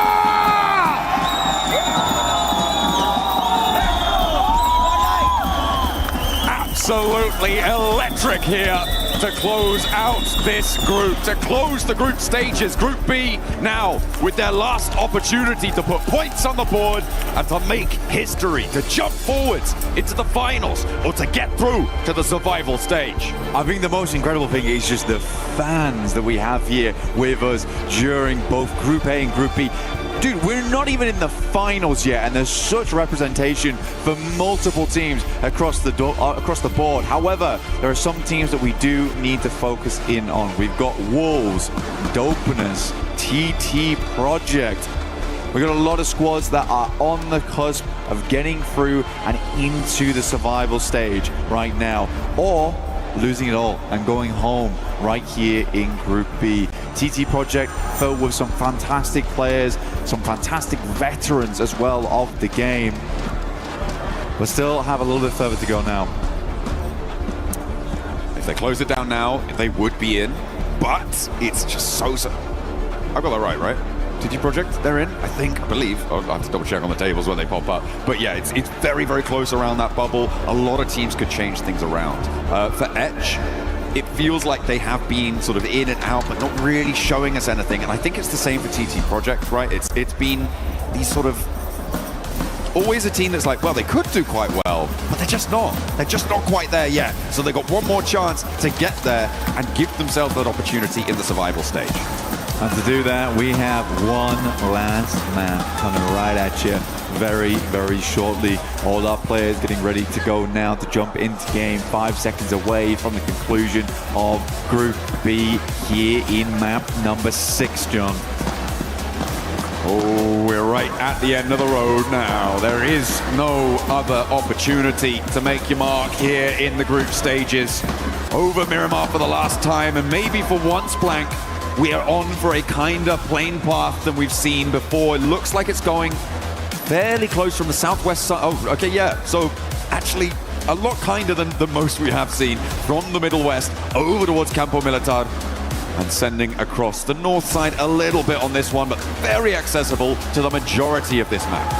Yeah, it's actually quite a nice playing path here because you're going to be able to get over towards all the vehicles on the eastern coast here, wrap back down towards Impala Puerto Paraiso if you need to go that way. El Pozo's open immediately, as is Montenuevo, Power Grid, Picado, San Martin. There's lots of things you can do with this one. So I think a lot of teams are going to have a bit of an easier time going forward. We still haven't changed our top players. They're all in Team Vitality. That's never going to change at all. Neither is the damage numbers. Okay. It might go up. It might go up, but yeah, it's the players are not changing. Vitality has just had an absolute field day here in Group B, and we do have to congratulate them again. This has been a wonderful performance. We are going back to the past once again. BTR, when they were just so strong, but we're bringing the modern era of Indonesia. It's good to see, and that Indo pride is back in full force. We are heading over towards El Azahar right now. S2G get themselves a central position. Last time they fought out from El Azahar to get a better spot down towards the circle in Chumacera. We're able to get a second place off the back of this one. This time around, they don't have to move half as far at all. So let's see what S2G can do. Can they get back up into that top 5? Because right now, Godlike are beating them by 1 point. And they are also right next door to them as well, in that central location in the map. Godlike west of El Azahar right now, looking to try and keep themselves in the top 5. They are our bubble team right now, tied with Horror, but losing that tiebreaker as it stands. On placement points alone, I believe, is the tiebreaker between these two rosters, both with a chicken dinner under their belt. And Horror have to move from La Cobraria. It's a fairly accessible rotate, but still pretty fraught with danger, especially given that there's actually 2 teams up on the northeast side near Torre Hamada, near Campo Militar. So maybe they're going to need to try and find a lucky spin over towards the circle, just like you guys can find a lucky spin in game right now. Make sure you're heading into the game to draw for an exclusive set for the PMWC, making sure you're looking fine, fresh, and ready for battle, as many of our players are today and for the rest of this tournament. Back on board with TT Project split near Chumacera. They are again in the hot seat when it comes to elimination. It's a very, very fun final map. Here we have 1 point sits between 6th and 5th, and 1 point sits between 13th and 14th. One of those is a little bit more consequential than the others, because one means you go to the finals or survival stage.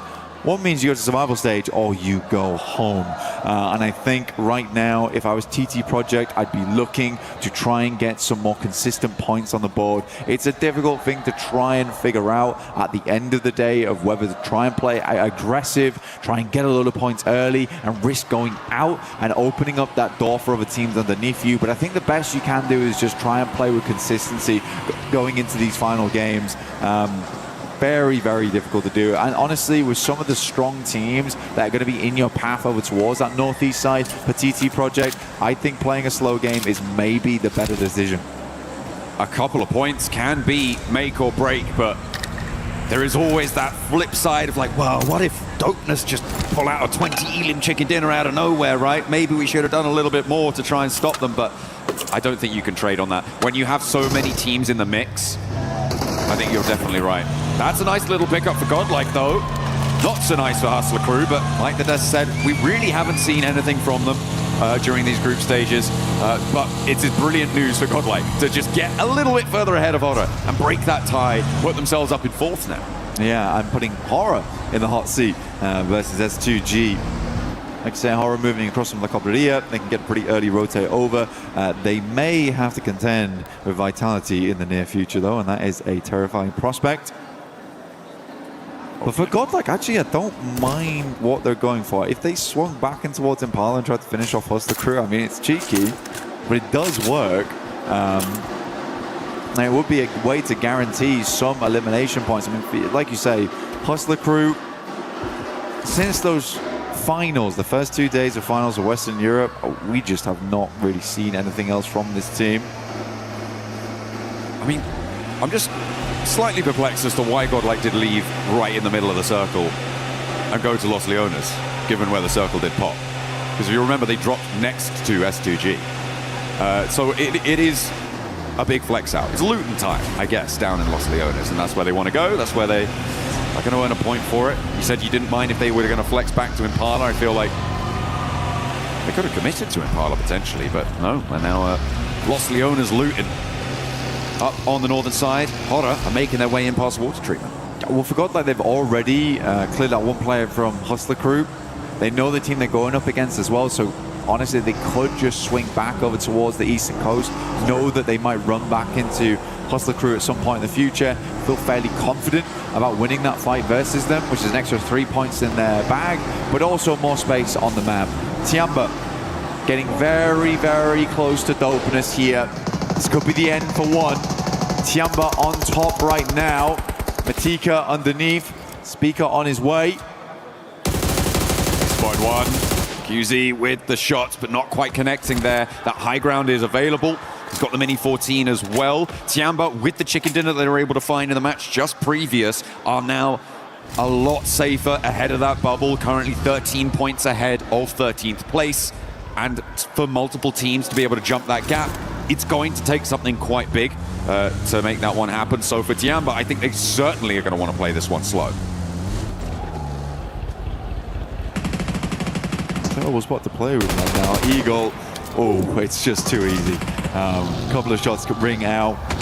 The M249 tears through Matika.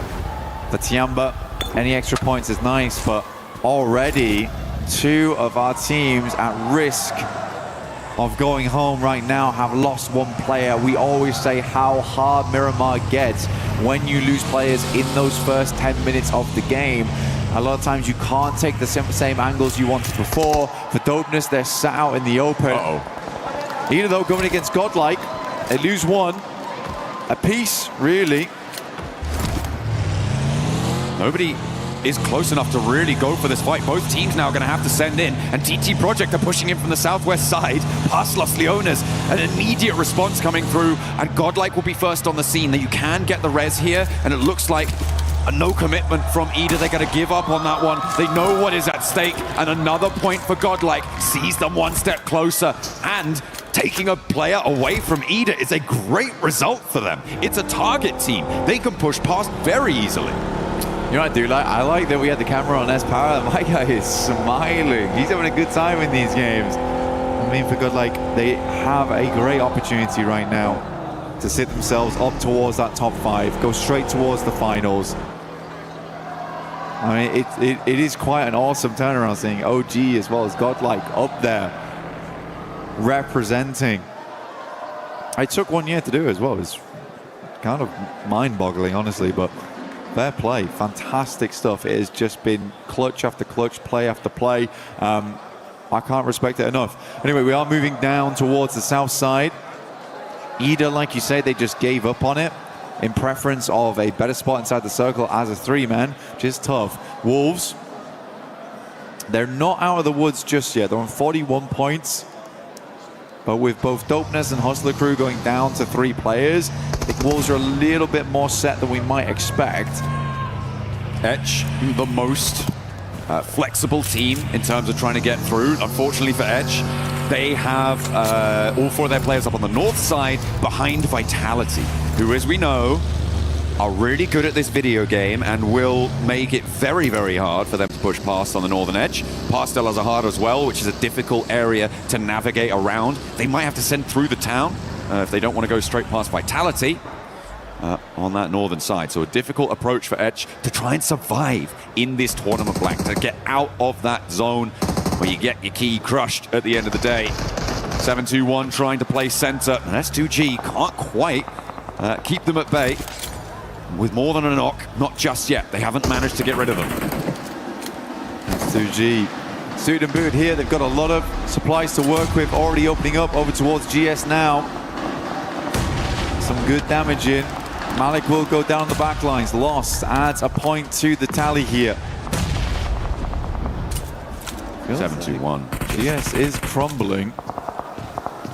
Really providing too much resistance here. Kamikaze stepping forwards, and S2G now drawing level. And remember, they lose that tiebreaker due to lack of chicken dinner. But They bring the firepower instead. They'll get another point to add to the tally, and they are now in the top 5 for the time being. Horror needing to try and catch up in the meantime. S2G want to add even more of a buffer. They have the potential here to jump up all the way to second with a clean fight. More util sent out. Solke spots the jump out, takes a little bit of damage, but there's 2 players now to contend against, but the smoke is making it difficult. Solke opts to pull the pin. Molotov over the top. He might just cook this one. Go for the airburst around the side. It's good. Great damage. Can't quite get his shoulder around the corner, though. Third party descends on the fight. Dopeness out of nowhere to backstop this, and they want to get really stuck in. They want to try and extract value from these fights. They've already got an elimination on side, and they are on 3 players. It's a bit of a do or die play, but I feel like if you're going to make one, now is the time to do it. Right in the middle, right in the truck stop. Try and survive as long as you can. And 3 players across the way makes S2G a little bit more timorous here. I think rightly so. And for S2G, though, the points are coming to them. These are teams that are not playing up to scratch right now. For GS, they fell fairly quickly up against S2G, who have been showing a very different style of gunpowder than they have in the past. Like I said before, it feels like finally S2G have found their footing now. Looked decent at points yesterday. Were able to swing back into the driving seat. Down to the smoke, quick loop. Get some more of that utility online. They're not taking any chances either, John. Absolutely not. Can't afford to. The circle did center up on truck stop as well, so if S2G can clear things out here in the next minute or 2, it could get better for them, or it could get much worse, because Ida have now stepped 2 behind. They've scouted it out. They know there's a team here now, and they're looking to move the rest of them in to play. And S2G just can't catch a break, trying to clear this one out, clear the last player from 721 GS. And they will make it harder and harder. Meanwhile, the hills to the west are going to start to get occupied. Tiamba moving in to try and get some oversight on it. Try and make an impact. This is a bit more of a spread than we used to from Tiamba as well. They're looking for more and more value on the map. They must feel a lot more comfortable coming into this game with 48 points. Will be hard to overlap that. Definitely doable, but will take quite a few things to line up, if I'm quite honest. But once again, it's S2G here looking for Miramar miracles. Right in the middle of the map, Alpha 7 and Horror towards El Azahar. At the moment, Horror just have such brutal oversight onto Alpha 7's position. You've got Nuth up on the high ground out on the northwest side of El Azahar, and he's kind of the only operative with a chance to shut down an angle for Horror, because right now the rest of them trying to run through the town, trying to get anything done. Meanwhile, over on the east side, TT Project going to try and crash in towards Vitality, and they have opened an opportunity there, taking down one of the players. And remember, 13th place is not comfortable. TT want to jump up higher. They could push the Wolves into that hot seat too. There is so much at stake here. I mean, for TT Project, to qualify by taking down the #1 squad would be quite an amusing feat. We'll see if they can pull it off. Right now, Vitality do go down to 3 here. They have been playing all cylinders firing this entire time. At some point, they do have to start feeling that lactic acid. But again, it has just been marvelous. But TT Project, that initial pickoff does give them a little bit more space to work with on that northeast side. They can even pick up some of the high ground, start to swing their way through on that ridge. But it does open up to sightlines from Alpha 7, who do now need to move. God, there's so many teams who have been circling this circle for quite a while. Nongshim Red Force have been playing out all the way from the northwest side. They've been in the blue zone for ages, and they're just crashing into a fight potentially with Yangon Galacticos. Godlike as well, disengaged from the Wolves, and they've moved in behind Hustler Crew, who you said they know are diminished in power, and they could try and punch a hole through. With Vinny already down, there is a weakness. There's blood in the water for Godlike to try and strike. And Godlike move up, it's almost poetic how it's all happening as we expected it to. Vinny goes down to Manya, and again, perfect plans laid in motion by Godlike, now being executed on them. the blueprint being followed to a T.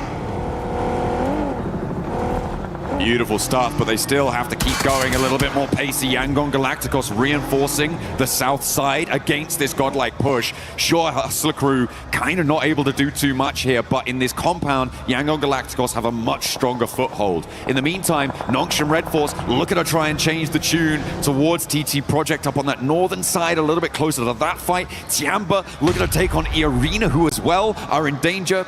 All of our linchpin teams on the tables, Blank, are going hell for leather into the fight. S-Power finding another over towards Hustler Crew, leaving them with just one player left alive. Jameson will have to try and make this one work, but he is stuck between most of the players from Godlike, and they are not going to give him an inch. Irina over towards Tiamba, very, very important fight for them. Irina also, despite what was an insane start to their day on day one, they have dropped down to 4th, and Hustler Crew will be the first team to leave us from Group B.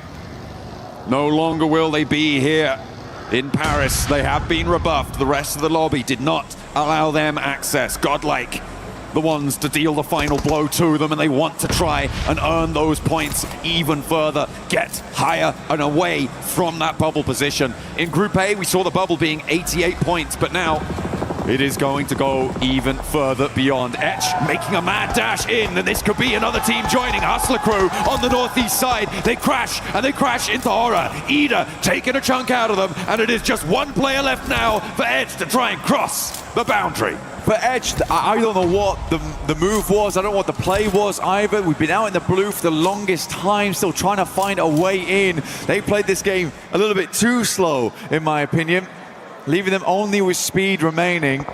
For TT Project, they honestly do not need to do a lot here to stay ahead. It will require one hell of a game here for speed to get through in towards survival stage, leaving Dopeness as the last chance. Bulls taking a lot of damage, trying to roll around the hills, but keeping themselves nice and safe. Tiamba a little bit more at risk, and I think that this may just be a flush if Elementrix can find the right spot to spray down. Irina as well, looking to try and get the points earned and confirmed onto their tally to make sure that they're further away, because it is just so volatile. A single place going down, a single player getting lost diminishes your point scoring ability to the point where it could be tournament making or tournament breaking. A spray down from Schweppes, and he's adding it to the tally, but that's stolen away, maybe, from the Wolves. Wolves would love any more points they can get here, keep them in the running. Now S2G, they moved away from Truck Stop. This is a really fantastic spot on the map to play, honestly, for S2G. Gives them a lot of control. They look down towards some of the low ground on that eastern side and can give them points off the back of it, which they're already looking for now. Getting knocked over towards Vitality. Wolves continue to pump those points there, move further and further away from the bottom three. They keep increasing that buffer, but Irina not so lucky. They're taking damage. They tried to jump into the fight, but it's not going well. They try to move forwards, and they're playing as two. TT Project taking damage as well. Vitality eliminated. Tiamba are out of the running as well, but they may have done enough. Elementrix moving forwards. Irina going down here is a massive change in the tables. S2G, Horror, and Nongshim Red Force all with a bigger opportunity to take one of those top 5 spots. A Joker stands tall. His belt buckle on the floor. They need to hold on here. Joker moves up. Elementrix moving off the back of the position, but more and more players coming through. It's going to be an incredible clutch if he can make it work, but Joker does go down. A trade, a Norman turning away, the vehicle going up in smoke. Irina in danger. Irina right down to the wire. They do manage to pick up a point or two, but on 95 they are far from safe. A sliver of HP, and he swaps the vehicles out. Where can he go though? Where can he call home? The teams underneath him, they all have better positions inside the circle. Irina forced to stop off at a shack here down towards the south side. Only real option they have. I'm more laughing at the fact that TT Project thought that their only way to stay in towards survival stage was to defeat Vitality of all teams. I mean, if it works, I guess. A little pincer maneuver with Nongshim Red Force, who are one of the chasing teams as well, in 7th place. Moving in The South Korean roster looking to try and turn on those afterburners. They do have a chance to make it work here. But they have TT Project to try and guard out. So many crucial battles happening, spanning the entirety of this leaderboard, Blank. It is so important for about 50% of the lobby as to what happens in the next 3 minutes. Godlike still keeping it chill down towards the south side. Difficult push for them though. Yangon Galacticos watching over their every move. So how would they want to play this one out? There's still rich sides to work with. Denying those sight lines, but as we head over towards that northern edge, goodness me, you have the eyes of many teams looking your way.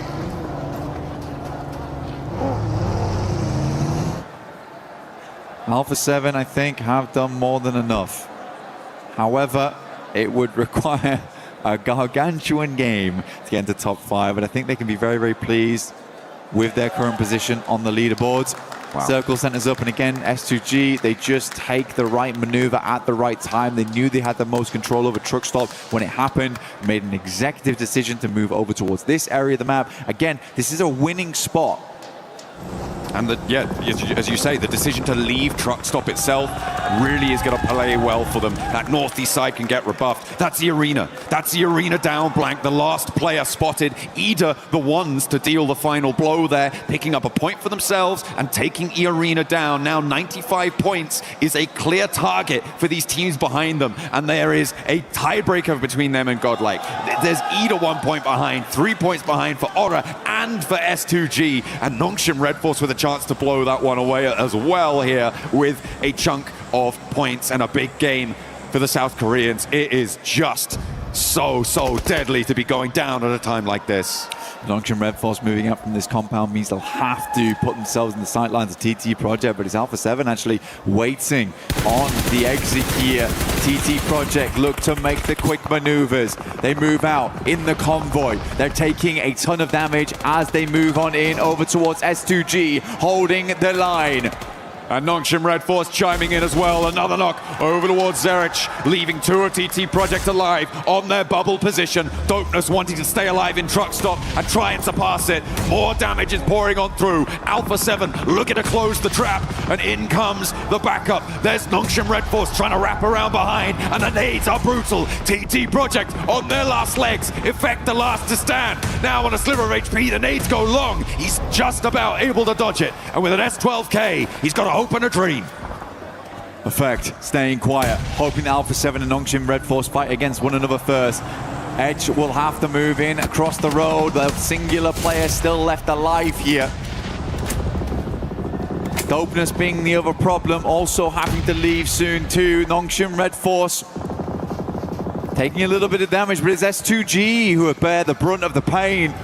This is on a double split though, so there's 2 reses going off at the same time for S2G. They are so lucky that so many teams on the northern side are all fighting against one another. Gives them a brief opportunity of respite.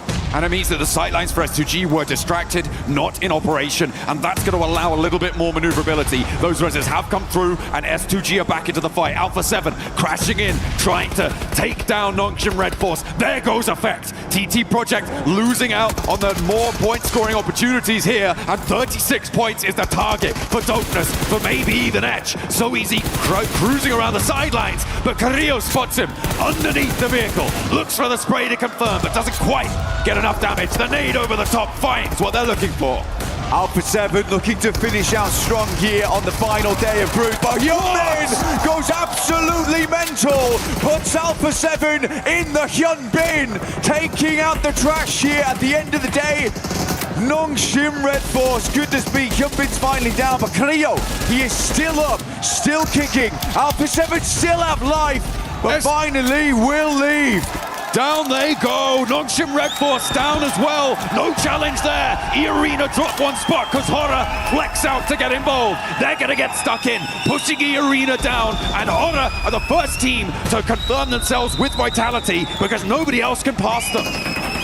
Goodness me, what an insane fight that was there. Carrillo really hanging on to hope right at the end versus Hyunbin.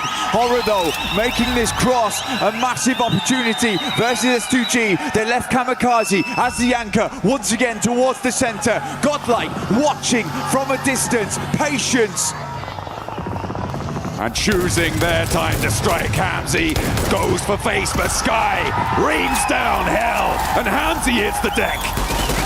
A fall could be brutal for S2G's hold on a top 5 spot here. Horror looking to ruin the day. They're in right now, but Ida are across the way. They're a lot safer, and they have got more players alive and ready to take this fight. Horror, they lose Sleepy, but it's okay. They're awake now, right now, in this game. Looking to put some more points on the cards. It's a difficult push-up for them. They picked the right opportunity, now looking for more. Godlike, under pressure from the Wolves as they send over towards their position. They're playing this one slow, cautiously. Marnet, though, will find Sky. Jiggle up on high, though, drops the nade, could be big, but they scatter. Horror doing bits against Yangon Galacticos, but in the meantime, the Wolves are burning away on Godlike on the south side flank. They are going low, they are going down. Horror with the danger on the roll-up, but there goes the first, and no fear now. Last to stand for Horror, a chance to make it through, but Godlike are down to 1 on the south edge. The Wolves are going to fall, though, and Godlike get the points they need. They're over the line. They have made it to the top 5. Admino with an insane clutch up versus the Wolves. Godlike hit 98 on an 8 elim game. S2G hanging on by a thread here. No matter what, it's a Turkish team going in. The question is who? If you go down now, S2G, placements are going to flip this around. It's going to change things, and all for the worse, not to mention TT Project just dropped down. Topnish make it in those last moments. They played slow from truck stop. They rolled in, they parked up, and they will be going through to the survival stage. Speed with the opportunity to do one of the funniest things I think we could see. A chance to maybe push Dopeness aside, but the placements are kicking in. Already 2 guaranteed, meaning you need at least 3 points, if not more, to try and close that gap on the overalls. And down go S2G. Way. They are out, and the placements are there for Ida. They are 3 points behind, and Speed could be there. Godlike get a 10th elimination as well, and put themselves into the triple digits. They're going for that 4th Rides 107. They hit the century. Centurions inside the lobby. These guys have been marching towards success between the beginning of the game. Speed moving up. Ida potentially backstabbed here by a player at the bottom of the rankings, preventing their approach into the top 5. They've done enough though. E-Arena is already going to go down, and there goes Edge. Our bottom 3 are locked on in, and Ida force E-Arena out of the top 5. Sure, you can break records, but you can't go the distance. You don't make it to the top 5. Let's see how this game does end up, but we have our top 5 going through to the finals. Vitality, who have been a wealth of life spring here over towards Group B. Godlike with 100 points, hitting the triple digits, the only other team to do it. Horror underneath. S2G and Ida, 2 Turkish teams getting through to the finals in one group. This has been an incredible 2 days, John. It has been so closely fought. It's been right down to the wire. It's just a matter of shutting this one out. Dopeness making it through by the skin of their teeth to join the survival stage is over the top. A lazy float over will be enough to shut down Marnet, and Yangon Galacticos will join that survival stage as well. Now Ida looking to rattle some skulls around the edge as they roll over the top here. Godlike looking to put the hurt down as they ascend. Speaker low gets the first aid off though. Kenji potentially rezzed up here off in the distance. Ida trying to play around this little bit of terrain. Salmi has a nade, looks to throw it. Goes long, but not long enough. Got another one. Wants to go a little bit further maybe, if he's got that read right. The Cook looks pretty good, and it tags Lufa. Takes him very, very low. The smokes of Bloom to keeping Ida safe on their angles. There's a nade in response, and Lufa able to do what Salme couldn't and managed to clock that one. Amino was clutch before, but will he be clutch again here? A 1 versus 3 would be necessary, but down go Godlike. They have done enough though, Blank. They have made their way to those grand finals, and Ida looking to join them. Dopeness, are they gonna find it right at the end? A 1-2 punch against Ida. Speaker around the tree with the shotgun goes down, and Rita and Emre look to try and bring it to bear. They find what they're looking for. 3 chicken dinners today, and they make their way to join the top 5. Taking half the map so far. Ida with a hell of a run here in Group B, right at the end.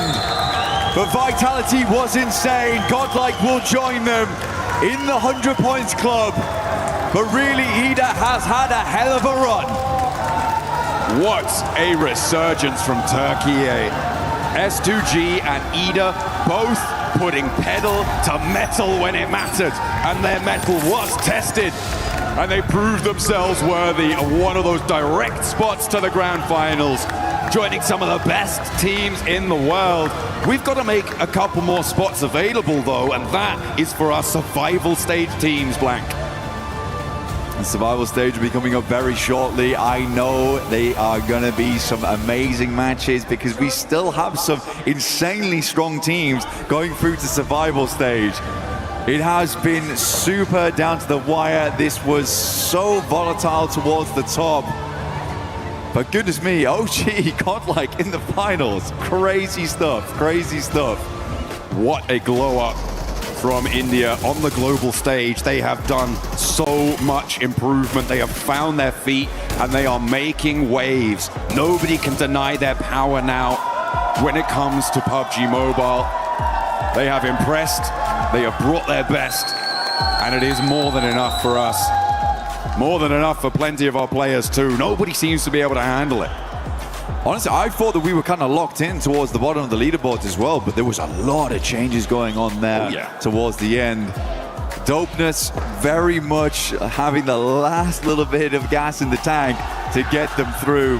For TT Project, it is a devastating result though. Not making it. What can you do? What can you do for such prominent players with such storied history? It is difficult to bring it on through. Etch as well, having a real tough time of it. Speed trying to make the most of that final opportunity, but it just couldn't happen. That mad dash from the northeast ruining their chances. And they're going to join Hustler Crew, who, to be fair, look pretty devastated themselves. Yeah, not really able to get anything done during these matches, sadly. But again, that's how the cookie crumbles sometimes. We are just waiting to get on board with Barney shortly, but this is what everyone's excited to see. A Vitality to come out and crush some keys. Oh, you can see the names inscribed there. They will be taking a tumble into the crusher fairly soon. We're making sure that that one is done. I feel like, you know, the big storyline over the course of all of this has been, of course, Vitality. And we are going to tune in with them down on the stage. Barney, over to you. After an absolutely wild final map, watching eArena just slowly knock on down, that was absolutely insane. We obviously have our champions of the last 2 days of the group stage. Here in Group B, it is of course Team Vitality. Guys, what an impressive 2 days. Federales, let's have a chat, okay? Now, I wanted to ask, with yesterday being so impressive, such a great day for you guys, was today an opportunity to just try some new things and try out some new strats? Like, what was today like for you guys? Yeah, that's definitely what we do right now today. We try new rotation, we try new gameplay, the way we try to fight more. Yeah, that's it. That was it. Now, waiting for you guys in the finals next week, we obviously have some pretty heavy hitters, the likes of Four Thrives, Orangutan, Aurora Gaming. What are your thoughts going into next week? Who do you think is going to give you the toughest time? I think that question is for Axel Zargel. So, okay. Untuk tim yang ada di final tentunya kan ada Orangutan, ada juga Four Tribes dan juga tim-tim yang lain sudah lolos dari grup A dan juga grup B. Menurut kamu tim paling susah untuk dilawan di final kira-kira siapa sih? Apakah ada? Ngomong Indonesia. Ya. Sekarang kita masih belum kebayang sih kayak lobby yang ada di final nanti. Cuma pasti bakal lebih keras daripada grup stage ini karena tim-tim yang masukkan tim-tim yang terbaik kan. For now, I have no idea because the final stage is not set yet. There's still like another teams that are gonna join them, but it's definitely gonna be harder for us to win because it's definitely gonna be the best of the best. Yeah. We'll be the best of the best in that lobby. Federales, good dodging for that question. That was good. Right, okay, gentlemen, it's time to do the fun bit, the bit that everyone loves. Let's walk to the Crusher. And we've got a little bit of a ways to walk, so while we walk, let's have a quick chat. Federales, I'll continue to chat with you. Dude, earlier on today, while the desk were having a chat, some of the other pro players stopped by, namely Killer Joe from GOAT Team. He said, if they're going to play like this, Vitality may as well just be given the trophy at this point. How does it feel to hear something like that? It feels good, but I hope we can do it in the finals too, so yeah. Yeah, of course, you got to do it in the finals, guys. Right, I want you to go around to the back of this Crusher. I want you guys to line up for me. So everyone step up onto the step, please. This is the fun bit. Right, now we got to do a little bit of explaining. Let's set the scene here. 3 teams are being eliminated from the entire of PMWC right here, right now, by you guys, okay? We've got Hustler Crew. We've got TT Project, and we've got ETSH Esports. Look, this is the nature of the competition, but, you know, is there anything that you would like to say to those eliminated teams before we have to send their keys down? Me? Yes, you. Nice try and better luck next time, I think. Nice try, better luck next time. Okay. Would you like to press the button and open up the iris of the Crusher? 3, 2, 1. Nice and smooth, I like it. Okay, gentlemen, this is how the cookie crumbles. We're gonna pull on this lever and it's gonna crush the remaining keys. Would you like to give it a go? Who would like to do it? In 3, 2, 1, pull it! And there they go. Was that satisfying? Was that good? That was good. Satisfying? Yeah. Yeah, kind of. Okay, you gotta stop doing it, man. Come on. It's all fun and games until someone gets hurt. Now we're gonna have to do that obviously again next week. And of course, in the survival stage, plenty of PMWC action to come your way. Congratulations one more time to Team Vitality. What an incredible performance over the last 2 days. But we've got to break down everything we saw today on day 2 of Group B. Let's head back to the studio to do that. A dominating performance out of Vitality in this past 2 days for Group B. PMWC at EWC 26. This squad was just looking different. You heard it there from Federales as well today. They were just trying different stuff because they didn't really have to try that hard with how they were able to perform in that first day. No, they weren't. They had nothing to worry about, nothing whatsoever. I mean, even after 6 matches of all these teams really giving it their all and getting all those points and making some upsets on the leaderboard, which we'll get to later, but there was nothing that anybody could do. They were just far and above beyond. So really nice to see them kind of work on a few other things and try and figure out what they want to do for those finals. Well, day 2 was just scrims, really. Exactly. That's exactly what it was. But something that we do need to note, as we were able to note it in the past, for India, step up, baby, because it's time for you to shine. You have 2 teams now in the grand finals and getting a chance to maybe, honestly, with the way they've been performing, to end up finishing in the top 5. They have Orangutan, they have Godlike, and boy, have these teams have performed well for India. There were so many haters, so many doubters, and you know what? Doubters, I was one of them just a few days ago, but we were proven wrong. Orangutan, Godlike, stepping up and making it right into your grand finals. What a step up for the entire country here. And you know what? After their dominating performance, getting 2nd place in their respective groups, they can do it again. Who knows? Maybe a podium is on the line for India. And there we have the teams that are already in the finals, gonna be waiting from group stages for Thrives, OG, Aurora Gaming, Team Flash, Enigma Galaxy, Vitality, IDA Esports, Godlike Esports, Aura Esports, and S2G as well, Ace.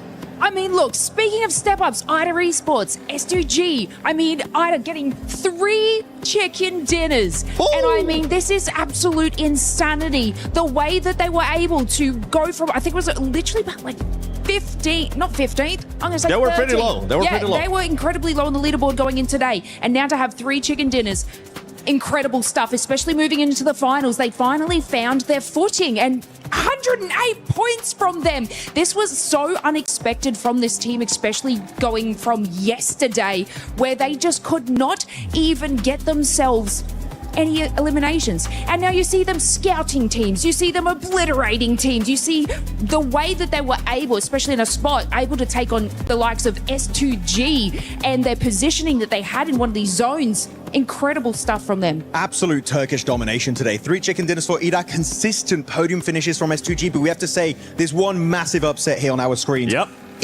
Arena. What happened after that initial record-breaking rondo? 39 points on a stadium finish, and after that, they just disappeared and fell out of the top 5. It's not like you have to be number 1, top 5, and they still couldn't make it. What happened to this team? Neptura, more than 1/3 of their points in one match, but they ended up crumbling. I'm so mad. I'm so mad because E-Arena was one of the teams I was really looking forward to seeing, and we just didn't see anything. Yes, we had a massive record-breaking rondo to start off everything, and you're right, they got 1/3 of the points. But where did they go? You said what happened? What did they do after that? The answer is nothing, Max. They did nothing. Unfortunately, really nothing. Nongshim Red Force, I'm very sad. Day 2 didn't do much. They were very passive, not willing to commit to fights. I think Nongshim Red Force felt the pressure, very indecisive, but here we go. Third page, ETSH, TT Project, Hustler Crew going straight to the airport, straight to Charles de Gaulle. But Dopeness, that third party chasing down Horror after they were fighting onto Alpha 7. That was literally their lifeline at PMWC. They don't go for that big play. Chances are Dopeness do not make it to the finals, so good to see Japan will make it to that survival stage. It's pretty dope of them. So you did not just say that. Pretty dope of them. No, but look, this is going to sound crazy, but TT Project, I really think people deserve it, right? Everyone deserves it. They deserve to be here, but I feel like TT Project was showing up in so many ways across the games, and I feel like they sort of deserve to go to that survival round with the way that they were playing. But I mean, sometimes it just takes, you know, we see from E-Arena, sometimes it just takes this one game to absolutely pop off, get that ball rolling and move their way up on that leaderboard. But I mean, Team Dopeness, if they can bring this there we go, energy and that exact same composition, they might have a fun time in survival stage. Yeah, I was looking at the leaderboard there, especially in the top 5, and something that did end up impressing me that we have to make sure we point out was Godlike's eliminations, because there were a lot more eliminations than what Orangutan was able to get, which was one of my biggest feedback for some of that squads, right? You got to be able to match the aggressiveness that the lobby is currently giving some of these teams, and with the way that Godlike was able to perform here, being aggressive, getting those eliminations, it puts them in such a great spot when we end up going to the finals. And for India, I'm just happy by the way these teams are performing. The scrims, the international scrims are paying off for these squads, and everything is looking good as we see the qualified teams to survival stage. Oh, you know what? I am so excited to see both of the Indian teams coming on to the finals, but we're looking at the survival stage here, and that's what we're going to be focusing on until next weekend, right? We're going to be looking at ULF, AGAL, GOAT Team, Furia, E-Arena, Nongshim, Alpha 7. The list goes on, and already I'm seeing some massive players here, Max. That is just going to be insane going in. We're going to have a great 2 days ahead of us. It is honestly, it's an intense lobby. Every single time, I feel like we end up saying this, Max, this is one of the best lobbies we have seen so far. Going into that survival, that could end up being a grand finals lobby. That's how stacked it is. One surprise that we got a chance to see there from that graphic is Furia and Alpha 7. Alpha 7 was expected because of the way they've been performing, but for Furia, we expected a lot more. Hopefully, they got a chance to see what happened here in Group B, and they can turn it around in survival. And they need to step up massively. But you know what? Hey, Alpha 7 surviving the group stage. Oh my goodness, what is going on? It happened! They made it to the next stage here at PMWC, even though that Brazil, we need to see a step up, right? So far, none of the teams of that region have qualified for the finals. It will be very weird to not see any Brazilian representation into the finals. So very excited to see how that's going to go down for them. But you know what? Talking about the group of death, is it Group A? Is it Group B? I think it's the survival stage because, oh my goodness, that is stacked as hell. It will be. It will be. Well, let's see who was the MVP of this group as we've got the top 5 players. And no surprise that we have 3 players of Vitality Race coming out on top there with the 30 eliminations. But yes, S-Power, no fear as well, making sure that it wasn't just a full domination from Vitality, Lace. Yeah, look, what a great catch-up, especially from Godlike there. I mean, this was their sort of day to shine in that certain section.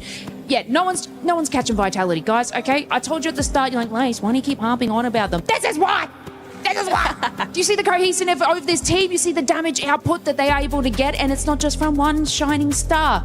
It's from over half of the roster. Yeah, look, it's Ray Ray there. It's my boys, Ray Ray, the Ray Ray duo. Hey, Ray Ray. Hey, Ray Ray. Oh, is that sticking? Are we keeping that? Yes. I kind of like absolutely. it. I like it. Let us know on social media. Use that hashtag EWC and hashtag EWC26. Hashtag Ray Ray. And hashtag Ray Ray. Hey, Ray Ray. If we end up seeing that, if it actually sticks, that'll be amazing. Before we end it here, what are we looking for? We do, by the way, for everybody currently watching at home, don't forget, we won't be on tomorrow, but we will be on the day after that on Tuesday, which, if I'm correct, if my math serves me right, it will be August 11th is when we'll be back with Survival Stage. Anything that you're looking forward to in Survival? Nongshim to be number 1. Oh, that's a hell of a They're prediction. going to win Survival Stage. I know they will. Okay, I take that prediction. And for predictions, don't forget to go to the EWC app because you will be able to put in your predictions as well. Let us know how you guys are doing so far because your predictions list have been pretty spot on. What are you looking for, Survival? Okay, this is not going to be like a spot-on prediction, but this is going to be a prediction that I really want to see, and it's AGAL make it into the finals because I want to segue into the club championship and what they're able to do.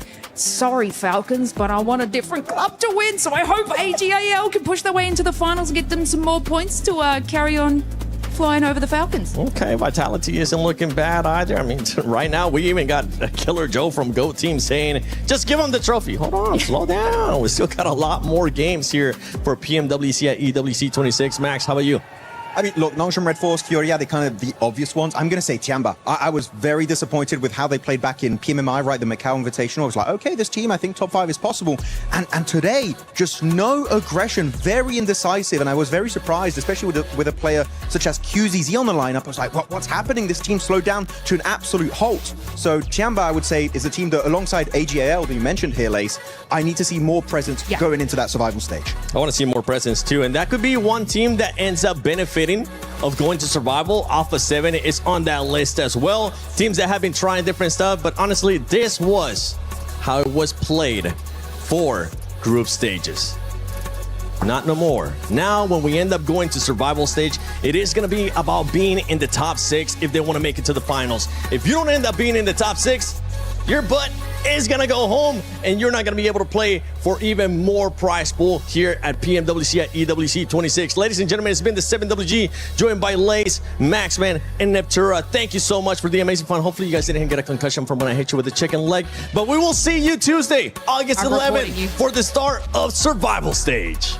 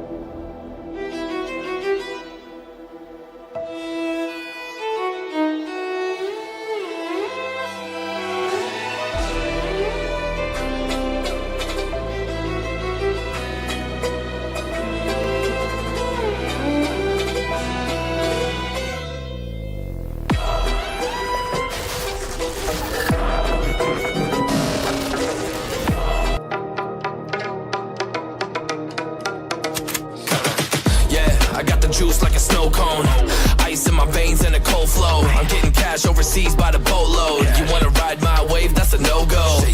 Senoritas going loco. Make it bounce like a pogo. All my haters see rojo. They big mad cause they coming up short like Frodo. Activate the beast mode. I keep it hot, give your brain a heat stroke. You ain't in my veins and a cold flow. Cash overseas by the boatload. Hey, my wave, that's a no-go. Yes, I'm back. Senoritas going loco. On the right track. Make it bounce like a pogo.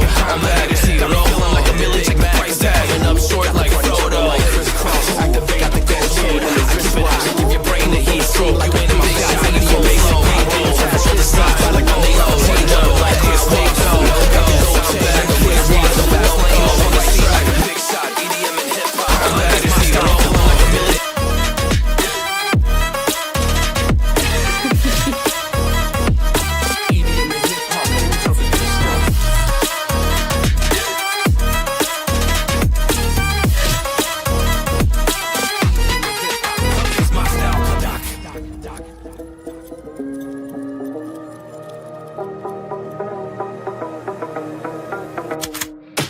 I gotta follow my vision, no time for daydreams. All my brothers get money, we call it gang green. Just another day, but our focus still on the same thing. Us against everyone else, I recommend you change teams. Who the hottest in the city? We the top two. You said your music was litty, but that is not true. Just being honest, you should really just stop, fool. Matter of fact, empty no pockets, give me that watch too. My mind is thinking that's my vision, no time for daydreams. All my brothers like I live, we call it gang green. Just another day, but I'm not on the same money. Us against everyone else, I recommend you change teams. Who the hottest in the city? The top two. You said your money was litty, but that is not true. Just being honest, baby, I been stop, fool. Matter of fact, you better mind your business too. My mind got me like got the gold chain and the wristwatch.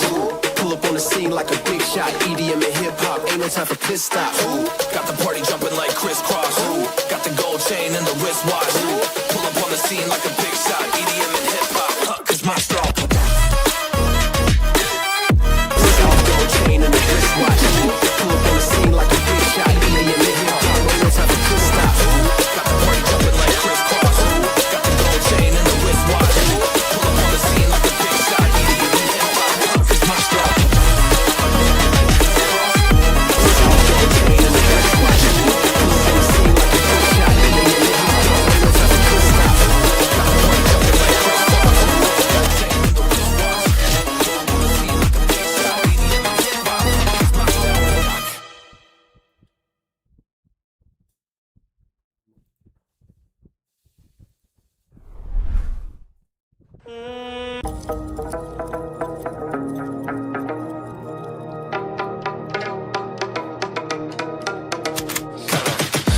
I got the juice like a snow cone. Ice in my veins and a cold flow. I'm getting cash overseas by the boatload. You wanna ride my wave? That's a no-go. Senoritas going loco. Make it bounce like a pogo. All my haters see rojo. They big mad cause they coming up short like Frodo. Activate the beast mode. I keep it hot, give your brain a heat stroke. You ain't a big shot, you some basic B-roll. The world is mine, like my name's Pacino. Hey, it's Nico, I guess I'm back. Catch me in the fast lane on the right track. And my shorty is a 10 like a dime bag. Got me feeling like a millie, check the price tag. Got the party jumping like crisscross.